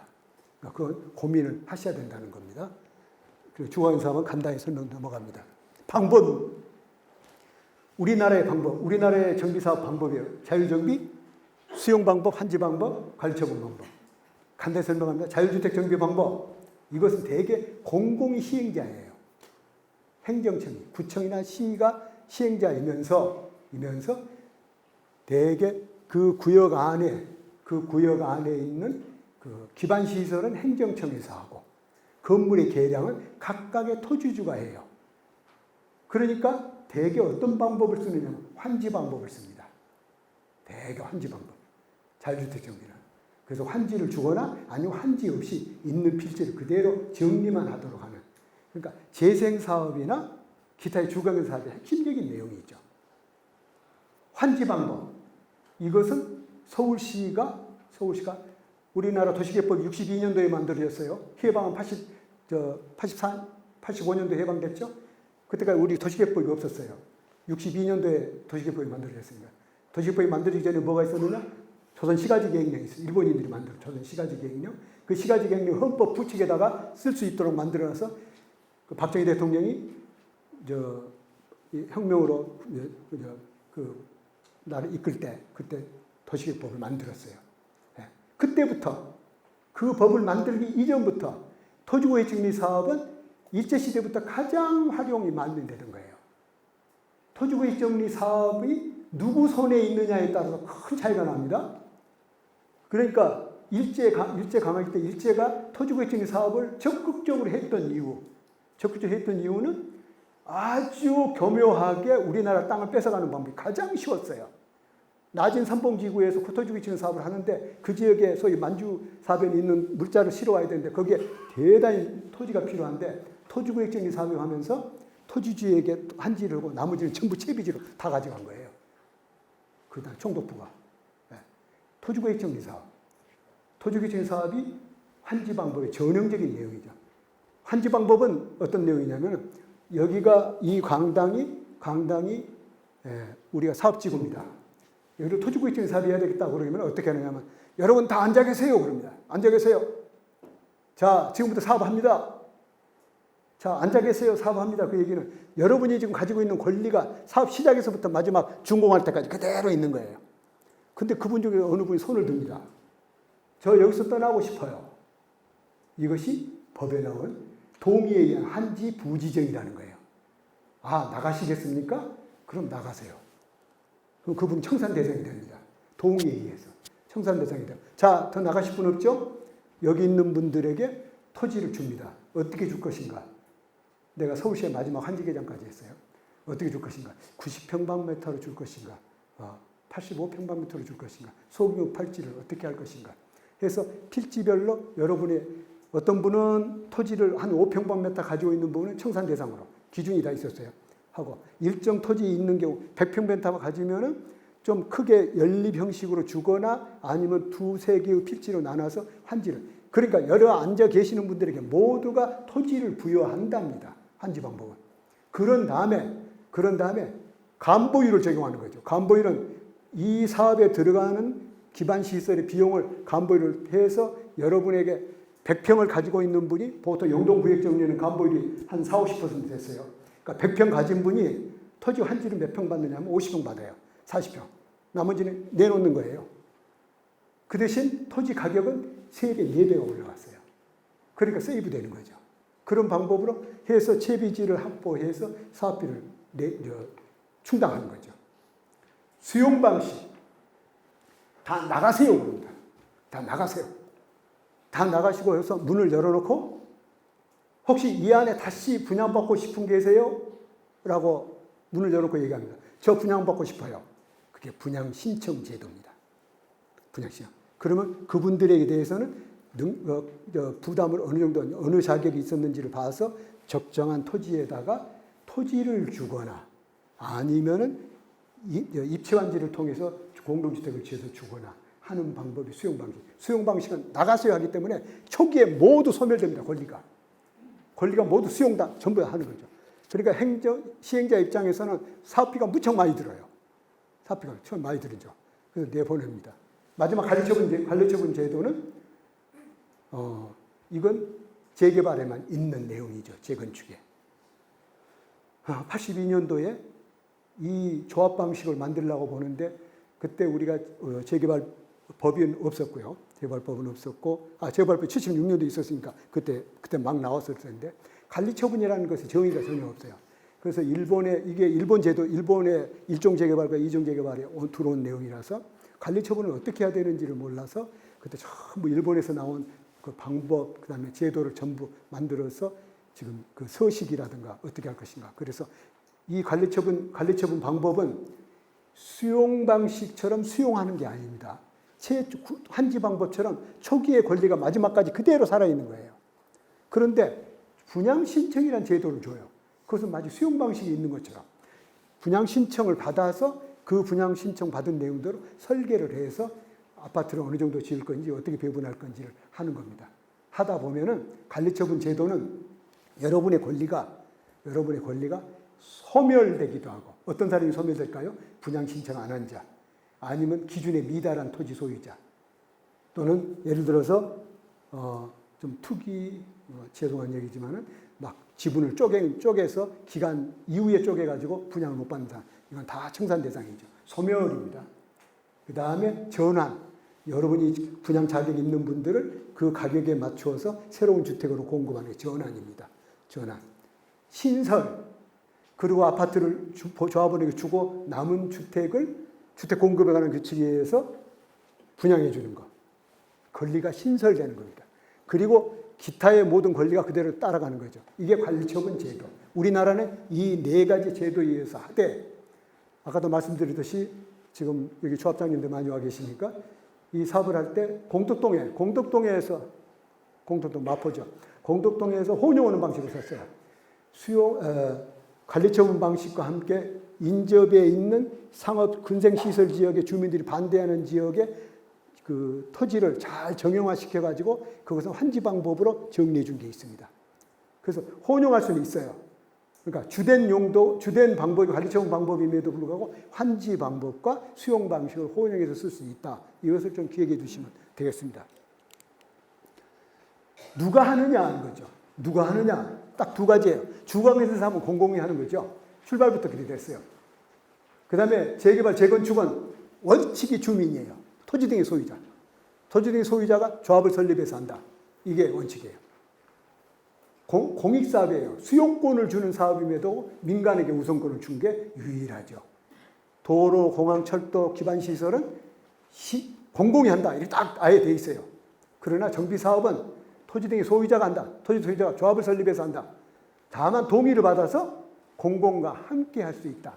그 외에도 사업의 촉진을 위해서 지정개발자를 정한다든가 기타 여러 가지 대응을 시킨다든가 여러 가지 방법이 있다.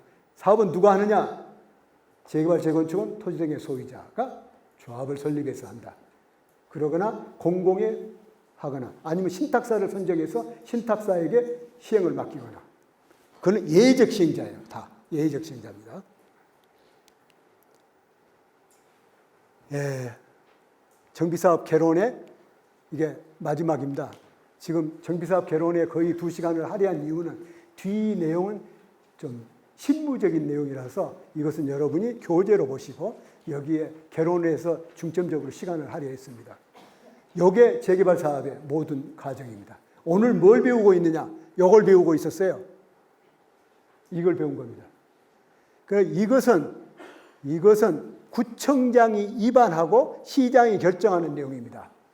구청장이 위반하고 시장이 결정하는 내용입니다. 정비계획의 기본 취지는 행정청의 고유 권한이에요. 그러니까 정비계획은 행정청이 정하는 겁니다. 그러나 현행 우리나라의 정비사업의 도정법의 제도는 주민의 요청이나 주민의 제안을 받아서 또는 신통기획이라는 제도를 통해서 주민과 계속 협의해서 하는 거죠. 과거에 20년 전 이때만 하더라도 이것은 행정청이 미리 계획을 딱 수립해 놓습니다. 여기서 사업하세요. 그러면 결정해 놓고 10년도 가요. 그러나 지금은 결정하지 맙시다. 주민의 안과 서로 협의해서 결정하고 그리고 주민이 안을 만들어 받아서 하는. 오늘 배운 것이 이 부분입니다. 하고 나서 누구를 시행자로 할 것인가. 이게 원칙이나 함께 할 수도 있고 예외적 시행자를 지정할 수도 있는데 그 시행자가 지정이 되면은 시행계획서를 만듭니다. 어디에 맞춰서? 정비계획에 맞춰서. 따라서 정비계획은 핵심적으로 얼마나 여러분의 구역에 얼마나 이익을 많이 낼 수 있느냐 하는 내용을 계속 전문가에게 의뢰해서 다듬어야 됩니다. 가능한 기반시설은 꼭 필요한 내용만 기반시설을 하고 그리고 밀도를 어디까지 올릴 수 있는 건가. 주변에 일조의 문제가 생기지 않고 간섭하지 않는 정도의 밀도를 어디까지 올리고 층수를 어디까지 올려서 이 지역의 주택의 가치를 높일 것인가.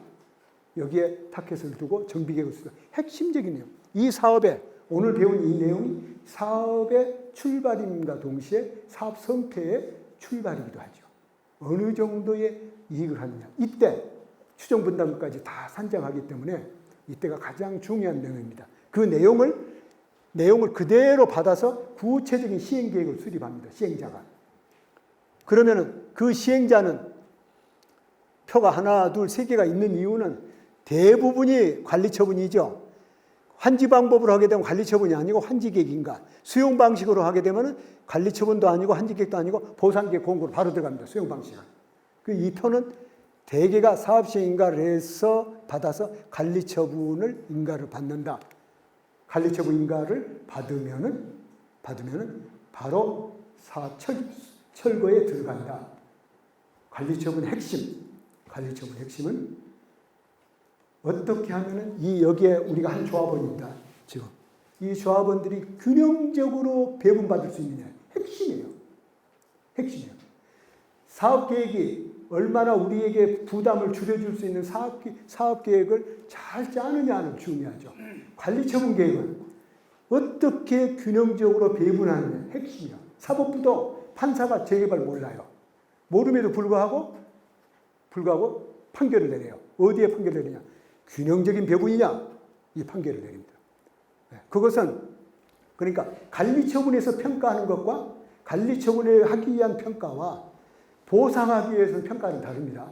보상평가는 여러분의 토지가 실거래가가 어느 정도 되는 실거래가로 보상을 줘야 되는데 관리처분은 옆에 사람하고 어떤 차이인지가 중요해요.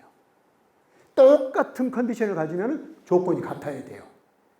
그리고 분양도 같아야 되고 부담도 같아야 되죠. 그러니까 옆 사람과 다른 조합원과의 차이가 어떠냐 이것을 우리 조합장님들은 관리처분의 핵심이다 합니다. 여기에서 실패해버리면 나중에 사업이 돌아가지 못하죠. 그 관리처분 계획이고요.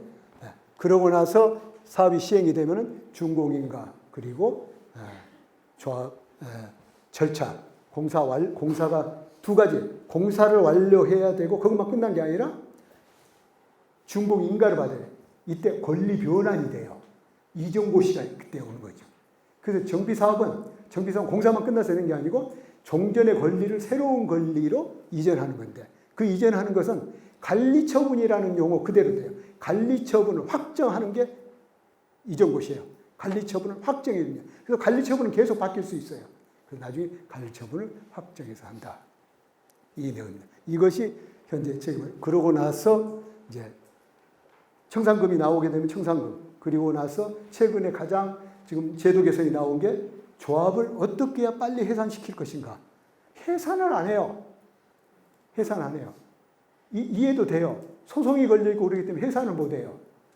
그런데 그걸 좀 빨리 했으면 좋은데 다행히 조합 비용이 매덕이 있으니까 뭐 운영하는 데는 걱정 없으니까 계속 끌고 있는 거예요. 그래서 법으로 만들어 놓은 게 언제까지 해산해야 된다. 그 다음에 총회에서는 청산법인에 대해서는 어떠한 책무를 주고 뭘 보수 지급을 어떻게 해야 된다. 도정법에 새로이 다 들어갔습니다. 2부에서 하는 게 정비구역은 뭔지 그 요건은 뭔지 그 다음에 위반 요청과 제한 제도인데 이것은 실무적인 내용이라 제가 강의를 가능한 짧게 해서 아직도 한 10분 남았으니 설명을 좀 잠깐 드려야 되겠습니다. 정비구역 이제 알았어요. 정비사업은 구역이 정해져야 되는 거구나. 그 구역이 정해진 곳에서만 정비사업 하는구나. 알았어요. 그런데 요건이 있어요. 우선 그 권한을 누가 행사하느냐. 요건 이제 주로 공무원 대상으로 강의할 때는 주로 하죠. 권한이 있는 자가 행사해야 된다. 그렇지 않으면 이것은 하자가 생겨버린다. 절차상 하자가 생긴다. 내용적 요건은 정비계획을 수립할 때는 우리 사업을 하세요? 계획 수립하세요? 사업만 하세요? 아니요, 계획도 하죠. 네. 우리 이렇게 계획 수립하시는 분들은 내용적 요건에서 기본계획을 어긋나게 하면 안 된다. 기본계획은 주민은 구속 안 해요. 공무원을 구속해요. 그러니까 정비계획이 들어왔는데 그것을 기본계획과 다르게 고시를 하게 되면 그 공무원은 징계받아요. 그 주민과는 관련 없어요. 그러니까 기본계획에 맞아야 된다. 이건 공무원에게는 아주 금곡점. 이건 꼭 지켜야 된다. 그래서 기본 계획이 어떻게 되어 있느냐 이 내용을 꼭 본다. 또 하나 구역 지정은 테두리만 결정하는 게 아니고 경기만 결정하는 게 아니고 정비 계획을 수립해야 되는 거다. 어떻게 절차는 항상 하자가 생기는 게 내용상 하자가 하나 생기고 절차적 하자가 생겨요. 여기까지 다 왔어요. 예를 들어서 여기까지 다 왔는데 내용상의 문제가 생겼다. 다시 원점에서 또 시작합니다. 패소하면. 절차적 하자 생기면 패소합니다. 되게 절차적 하자. 기초조사 했는, 그러니까 여러분이 운전할 때 다른 문제가 안 생겨요. 안 생기는데 가까이 가도 문제될 건 없어요. 근데 추돌 딱 하면 뭐에 걸립니까? 안전거리 위반법. 안전거리 위반법이에요. 무조건 안전거리 위반법이에요. 아무 문제 없으면 사업 다 끝나는데 중간에 비대위가 생겼어요. 하나 팝니다. 이 사업을 어떻게 뒤집어 볼까요? 기초조사 안 했네요? 기초조사는 의무거든요. 정비계획도 의무인과 동시에 정비계획의 법에 보면은, 우리 선생님 계신가? 정비계획은 1, 2, 3, 4, 5 항목 있죠? 하나라도 누락되면 내용상 하자예요. 그러면 어떻게 돼요? 필요 없는 게 있잖아요. 가로 열고 해당 없음 하면 돼요. 내용상 하자. 절차상 하자. 이 절차는 우리나라의 정비사업이나 도시계획의 일반적 절차예요. 여기까지가 이방권자예요. 여기까지가. 우리 시로 보면 여기까지가 구청이 하는 거고 여기는 서울시가 하는 겁니다. 구청은 기초조사를 해서 안을 만들어서 서면 통보해서 주민 설명을 하고 주민 공람을 한다. 그 다음에 지방의회, 시의회가 아니라 구의회 의견을 듣는다. 그래서 의견을 들어서 그 의견을 첨부해서 시에다가 요구하는 것까지가 구에서 할 이방권자의 행위예요. 그러면 그게 내용이 안 되면 다시 구로 와야 돼요. 시가 그걸 받으면은 그때는 도시계획위원회라는 것을 거쳐서 결정하게 됩니다. 이것이 결정권의 내용, 결정권의 내용이 되는 겁니다. 그것은 이 정비계획은 도시기본계획, 주관경 정비기본계획을 반영해야 하고 다른 계획과 연계해야 된다. 이건 공무원들이 필히 숙지하는 사항들이죠. 뭘 하느냐? 얼마나 건축물에 관한 계획을 잘 세우느냐? 그리고 주택 건설 비율이라든 기타 모든 내용, 여기에 추정분담금이라는 제도가 새로이 생긴 거죠. 계획 단계에서 주민들이 부담이 얼마나 생길까요? 추정분담은 어떻게 계산하냐면요. 그 안에 있는 토지들이 일반적인 탁감을 하며 탁상 감정을 다 해보는 거죠. 그래서 종전의 자산이 어느 정도인가 계산을 딱 합니다. 다음에 거기에 건축계획을 수립하니까 적어도 평형별로 몇 세대의 건축이 건축되겠다. 계략적인 내용입니다. 되겠다. 나오고 그 다음에 근생시설 만든 근생시설에 대한 아파트 주변 가격을 참고해서 수입이 얼마나 되겠다 만듭니다. 그런 다음에 공사비는 서울시가 다 만들어놨어요. 서울시가 정보몽땅에다가 정보몽땅에 딱 들어가게 되면은 정비사업 그 키워드만 딱 치면은 규모가 뭐 하게 되면은 예를 들어서 뭐 예비비는 얼마나 둬야 되고 뭔 얼마나 둬야 되고 그 법무관계 비용은 얼마나 되고 다 내용이 나옵니다. 그래서 총 사업비가 얼마냐. 그래서 수입에서 사업비를 뺀 것을 종전 가격으로 나눈 것을 비례율이라고 해요. 비례율. 비례율이 1이 됐다는 얘기는 잘하면 이익 된다는 얘기예요. 근데 비례율이 0.9가 됐다. 조금 걱정된다예요. 비례율이 0.8이 된다. 그러면 조례상에 가능하면 해제하세요. 그런데 0.8인 경우도 추진되는 경우가 있어요. 어떻게든 사업성 개선해서 해보겠습니다. 저희들이 부담을 해서라도 이 지역은 이거 방법 말고는 방법이 없습니다라고 하는 경우가 있습니다. 추정분담금. 이것이 정비계획을 수립할 때 필수적인 내용.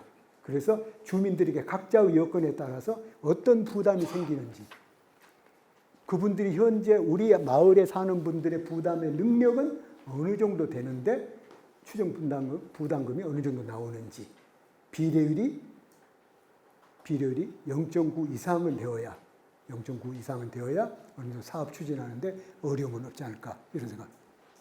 기초조사 중요하다고 그랬습니다. 기초조사는 꼭 해야 될 내용입니다.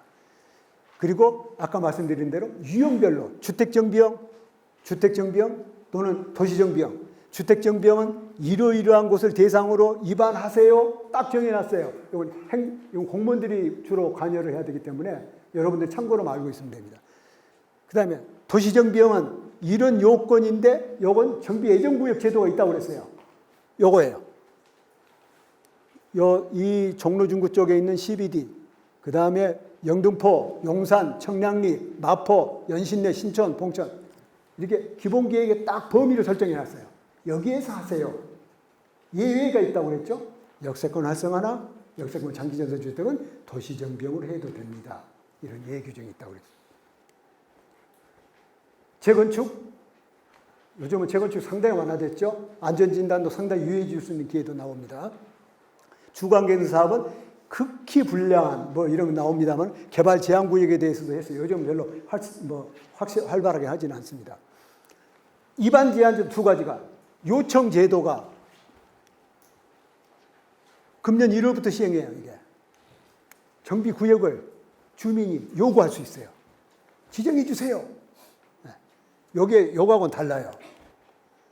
입안 제한 제도하고. 그러니까 요청 제도는 계획 수립할 필요 없어요. 우리 좀 빨리 계획 세워줘요. 요구하는 거예요. 그게 금년 1월부터예요. 입안 제한 제도는 이런 내용으로 좀 해주세요. 안을 만들어서 이런 내용으로 정비계획을 수립해 주세요. 주민의 권리가 두 개가 생겼습니다. 그냥 해주세요. 자관 잘해주세요. 라고 하는 거고 이런 내용으로 해주세요. 요건은 좀 여러 가지로 한 대여섯 가지로 이런 경우에만 제한할 수 있습니다. 몽땅 어느 때나 하는 건 아니고 이것은 참고해서 보시면 되겠습니다. 고시효력은 지구단위 계획이라는 걸 얘기했어요. 지구단위 계획. 이것은 재개발 사업이 끝나더라도 변경되지 않는 한 내 자자손손 그대로 결정되는. 그러니까 내 땅이 토지용계 확인서 보니까 내 땅이 일종 주거지역, 옛날 같으면 개발제한구역, 녹지지역, 공원 이렇게 있는 지역 아무것도 못하죠.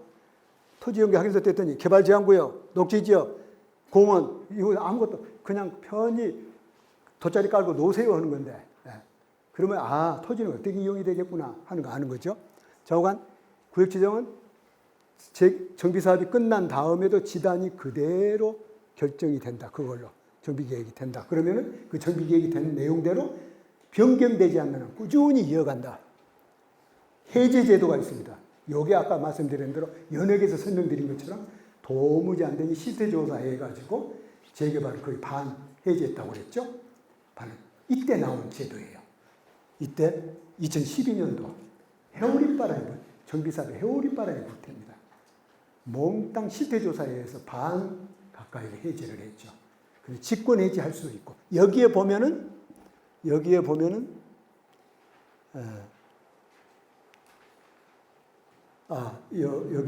그 비례율이 0.8 이하는 직권 해제 대상이라 이런 표현을 넣었습니다만 그 없는 것 같습니다. 네. 그 다음에 기간이 지연되면은 해제하는 게 있어요. 이걸 내가 표로 만들어 봤어요. 법에 있는 내용을 제가 표로 만들어 드린 거예요. 예정구역 있는 구역은 3년 안에 구역 지정이 안 되면 해제. 정비구역 지정되고 추진위원회가 2년 돼 안 되면 해제. 2년 지날 때까지 조합 설립이 안 됐을 경우는 해제 대상. 3년 지나면 인가 안 하면 해제 대상. 이게 연도별로 지연이 되면 해제하세요. 여기 나오네요. 직권 해제. 추정 비례율 80% 미만이면 직권 해제할 수도 있다. 그런데 지금 80%에서도 보통 사업하고자 하는 분들이 꽤 있습니다. 그래서 직권 해제는 행정청에서 이러이런 요건에 해당되는 경우는 직권 해제한다. 신속통합계획은 정비계획을 수립하는 과정 중에 하나입니다. 따라서 지금은 신통기획 대상으로 선정이 되어야 정비계획을 수립할 수 있고 그 신통기획은 행정청에서 유도해서 공공성과 사업성을 잘 고려해서 정해주면은 그것은 여러분들이 그 내용을 가지고 시행계획을 만들 수 있는 제도입니다. 마지막입니다. 정비사업 참 어려워요. 참 어려워요. 40여 년을 해서 지금도 궁금한 게 많아요. 지금도 궁금한 거 하는데 어떻게든 잘 됐으면 좋겠습니다. 여러분은 정비사업이 뭐야? 알고 싶으신 분이 있고, 지금 내가 정비구역에 지금 조합장인데 좀 머리 아픈데 저건 저거구나. 그래서 오늘 2시간 동안의 내용이 전체를 볼 수 있는 이해하는 수준이만 됐다 해도 충분히 다행입니다. 이해만 하면 됩니다. 전기사업이 뭔가, 어느 유형은 뭔데 내가 하고자 하는 사업은 뭐에 있는가, 어떤 지역에서 이루어지는가, 어떤 방법을 하고 있는가, 그 방법을 혼용할 수도 있다는데 어떤 방법을 혼용하면 좋겠는가. 가장 좋은 것은 빨리 하고 주민 부담을 줄이는 거. 이 최고의 방법. 어떻게 빨리 하느냐, 주민 부담을 줄이느냐. 지금 앞에 참석하신 보면 계획도 수립하고 한다는데, 이런 전문가들이 조합하고 서로 어떤 관계를 맺은다면은 핵심적으로, 그걸 보통 일반 건설업에서는 CM이라고 합니다. 적어도 이게 3년 걸릴 것을 저희가 1년 반에 끝내도록 확약을 한다든가, 그러면서 우리 분담금이 보통 한 3억 나올 것을 적어도 2억 이하로 떨쳐준다든가, 이런 조건으로 전문가들과 논의해서 어떻게 하면 적은 주민 부담을 줄이고 어떻게 하면 빨리 할 것인가. 핵심적인 내용입니다. 조합장님들은 그렇게 편히 잠 주무시면 안 돼요. 계속 고민해야 돼요. 비대위가 생기는 거, 그래 나 조합장 안 해도 돼. 그러나 나도 지금 조합원 중에 하나니까 나도 부담 줄여야 되겠어. 어떻게 해야 주민 부담을 줄일 수 있는가? 빨리 해야 돼요. 의사를 어떻게 합의할 것인가? 서울시가 코디네이터 제도를 운영하고 있어요. 코디네이터를 적극 활용해서 불러들이세요. 불러들여서 코디네이터들어 이걸 어떻게 하면 조율하면 되겠느냐 하는 겁니다. 오늘 배운 정비사업은 도시가 있는 한 계속 있습니다. 도시가 있는. 제가 지구를 떠나도 계속 될 겁니다. 네. 여러분도 이 사업을 통해서 지금 사업에 참여한다면 좀 더 주민의 부담을 줄이고, 그리고 이번 강의 아카데미를 통해서 이해하게 되면 분쟁이 좀 괜찮아져요. 알니까. 그래서 조합장님은 수시로 전문가들을 불러서 한번 주민들, 조합원들에게 이 사업은 이런 이유로 비료율이 이 정도 나왔고 분담금이 이 정도 됐습니다. 그래서 항상 투명하게 해줘야 됩니다. 정보 몽땅에다 몽땅 게시가 됩니다. 정보 몽땅에는 조합원이라면 누구나 들어가서 지금 구역이 어디까지 진행되어 있는지, 부담금이 왜 나왔는지 이런 내용을 볼 수 있도록 계속 정보를 올려주셔야 되고, 주민들은 그걸 믿고 조합과 상의해서 한다면 훨씬 사업이 잘 될 겁니다.